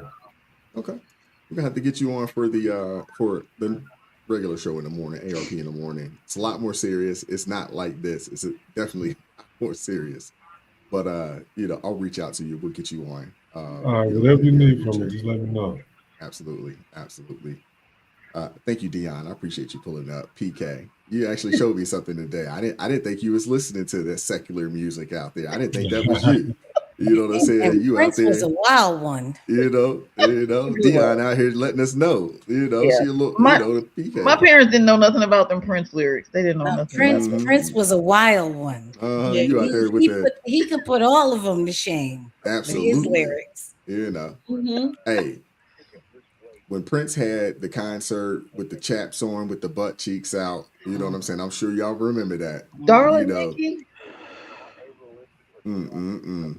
It was like, I never really got into Prince, and I never really got into that androgynous look. Although it seems like in this day and age, they're trying to bring the androgynous look back. I don't really understand that. These dudes with the skinny jeans with their butts out, for the life of me, I don't understand that. And they be overweight. How you gonna be 300 pounds with skinny jeans, a tight shirt on? You know what I'm saying? And your butt cheeks out. I just don't get that. I don't understand that style. I just don't get it. It doesn't make sense to me. Look like an upside down pyramid. You know, I have a problem with that as a woman because I don't necessarily like to see a man in the street in a situation where he looks like he can't run or can't fight. Yeah. The presentation is bad for me on that. If you look like if you try to run or you need to, you know, get in a stance, your pants are going to be in the way. I'm just like, and then, you know, go ahead. I think about that too, right? Because I gave up sagging in particular, right? Because I saw it on somebody else, and it honestly was like a switch flip, and I was like, that looks stupid. Yeah, that looks stupid. And then actually, it was one time where a guy literally had his pants around his knees. Like, people exaggerate it a lot of the time, but he literally and you know, I was just like, dang, this is what that looks so. And then on top of that, they like to wear belts while they do it. Yeah. Right? I mean, when I see young people like that, I'm like, okay, I just count it up to them being young. They don't know any better. But when I see 40, 50-year-old dudes out there like this, you know what I'm saying? You got the beer belly out there. You got the skinny jeans on that you know you can't pull up. You know what I'm saying? And they done stopped around your thigh. And then you got the snug, tight shirt with kind of that half, a little bit of quarter piece of belly hanging out at the bottom. It's like, bro, come on now. Hey, Mr. Wash, how like, come on, man. How's he gonna win the speed test contest? Again, this is why we're single, right there. Okay. That's what's out there. Oh, in Atlanta, you get a lot of that. I know the last time I was there, I seen a whole heck of a lot of that. I was like, this is outrageous, man. This is ridiculous. Have you ever sense. seen the video of the girl where she says the men that I want to talk to me versus the men that actually talk to me? Have you ever seen that video? No, I haven't. But please share that. Please share that. I have to send you that because it is hilarious because you sit there and you're just like, these are the men, but these are the ones that keep coming. I don't know why. And it's usually those dudes have a lot of confidence, though, man. I got to give it to them, man. They have a ton of confidence, tons of it. They need to stop. They'll holler though. Stop. I don't get it. I just don't get it. You know, it seems like to me they auditioning for Fleece Johnson. You know, so if you don't know who Fleece is, just look up Fleece Johnson. You know, just go look it big up. backs just trying to win the speed test. What is it called? What we was talking about at first? The first subject. Running. Yeah, the big backs. That's why they so fat. They want to win the contest for their $20,000 a year. And B said they butt broken. Goodness gracious. Well, you know, we laugh, but there's a little bit of truth in that because you know I say all the time, go look up the people who are cutting your pants, who are actually creating the style. You know that. Well, Kendrick Lamar said they not like us, so yeah. I'm old school. That's why, you know, when they were like, man, you got those are wide jeans. Like, yeah, that's what we did back in the day. You know, we rocked the wide legs. You know what I'm saying? Hey, these are relaxed fit. Yeah, we rocked the relaxed fit. I'm still on that. You know what I'm saying? I'm still on relaxed fit. With the creases, you got the creases. Hey, I love the creases. I grew up with the creases. You know what I'm saying? I'm from the South. Hey, I grew up with the creases. Wait, why? Do you put your jeans in the cleaners and get them starched? I used to, not anymore. Oh, you don't. Not anymore. But That was a thing back in the day. Oh man, hey, pants so daggone creased and starched up, they could stand up by themselves. Yes, yes, Hey, that's what we did back in the day. They be like, they take it to the dry cleaners and ask for heavy starch. Heavy starch, absolutely. They don't even need a hanger when they come back, man. You just stand them things up. And they would be shining. Shining. Your knees. Shining. Yeah. Ooh. Yeah. I appreciate you guys hanging out with us tonight. I hope you guys enjoyed the show. Those that did pull up and hang out, man. Appreciate you, Elder Travis, man. Appreciate you coming and pull up with us, hang out with you. I will I'll reach out to you. We'll try to get you on the on the morning show. We do it Tuesdays and Fridays, 9:30 a.m. Eastern Standard Time. So you're in Dallas, so that'd be Central Time for you, 8:30. And we normally go about 2.5 hours or so. Oh yeah. That'd be cool for me. Because Tuesdays I drop off and then I'm free for until Tuesdays. I try to keep it relaxed. Yeah, so we'll get you booked up. We'll get you booked up. Okay. I'll shoot you an email. I'll shoot you a message. Right. Thank you, Dion. Appreciate you, sister. I love that Jesus says. You came on with the red today. I love that. That's a solid, proper message. You can't go wrong there. She about to be on track with Lecrae. I'm expecting my hat in the mail, so my address is in the description box. So I'm expecting that. Okay. And for those of y'all, that want to support, hit that collection plate. You know what I'm saying?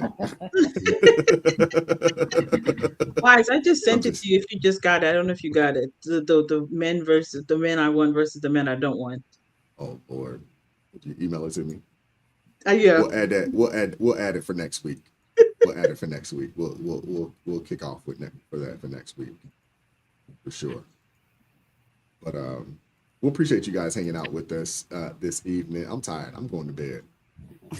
I've been up since wee early this morning, so Me too. it's time to shut it down and lay it down. But we'll appreciate you guys, man. Hit the like button on the way out the building, and come hang out with us next week, 9 o'clock Eastern Standard Time for the late shift. And then don't forget, we're ARP in the morning. Friday, Lord willing, we'll all be there for ARP in the morning, 9:30 a.m. Eastern Standard Time. Come check us out. Come hang out with us. And yeah, man, we'll catch up with you guys next time, man. You guys take care, man. Peace. All right. It's the late shift crew. You already know. Handling this, stacking chips, money flowing.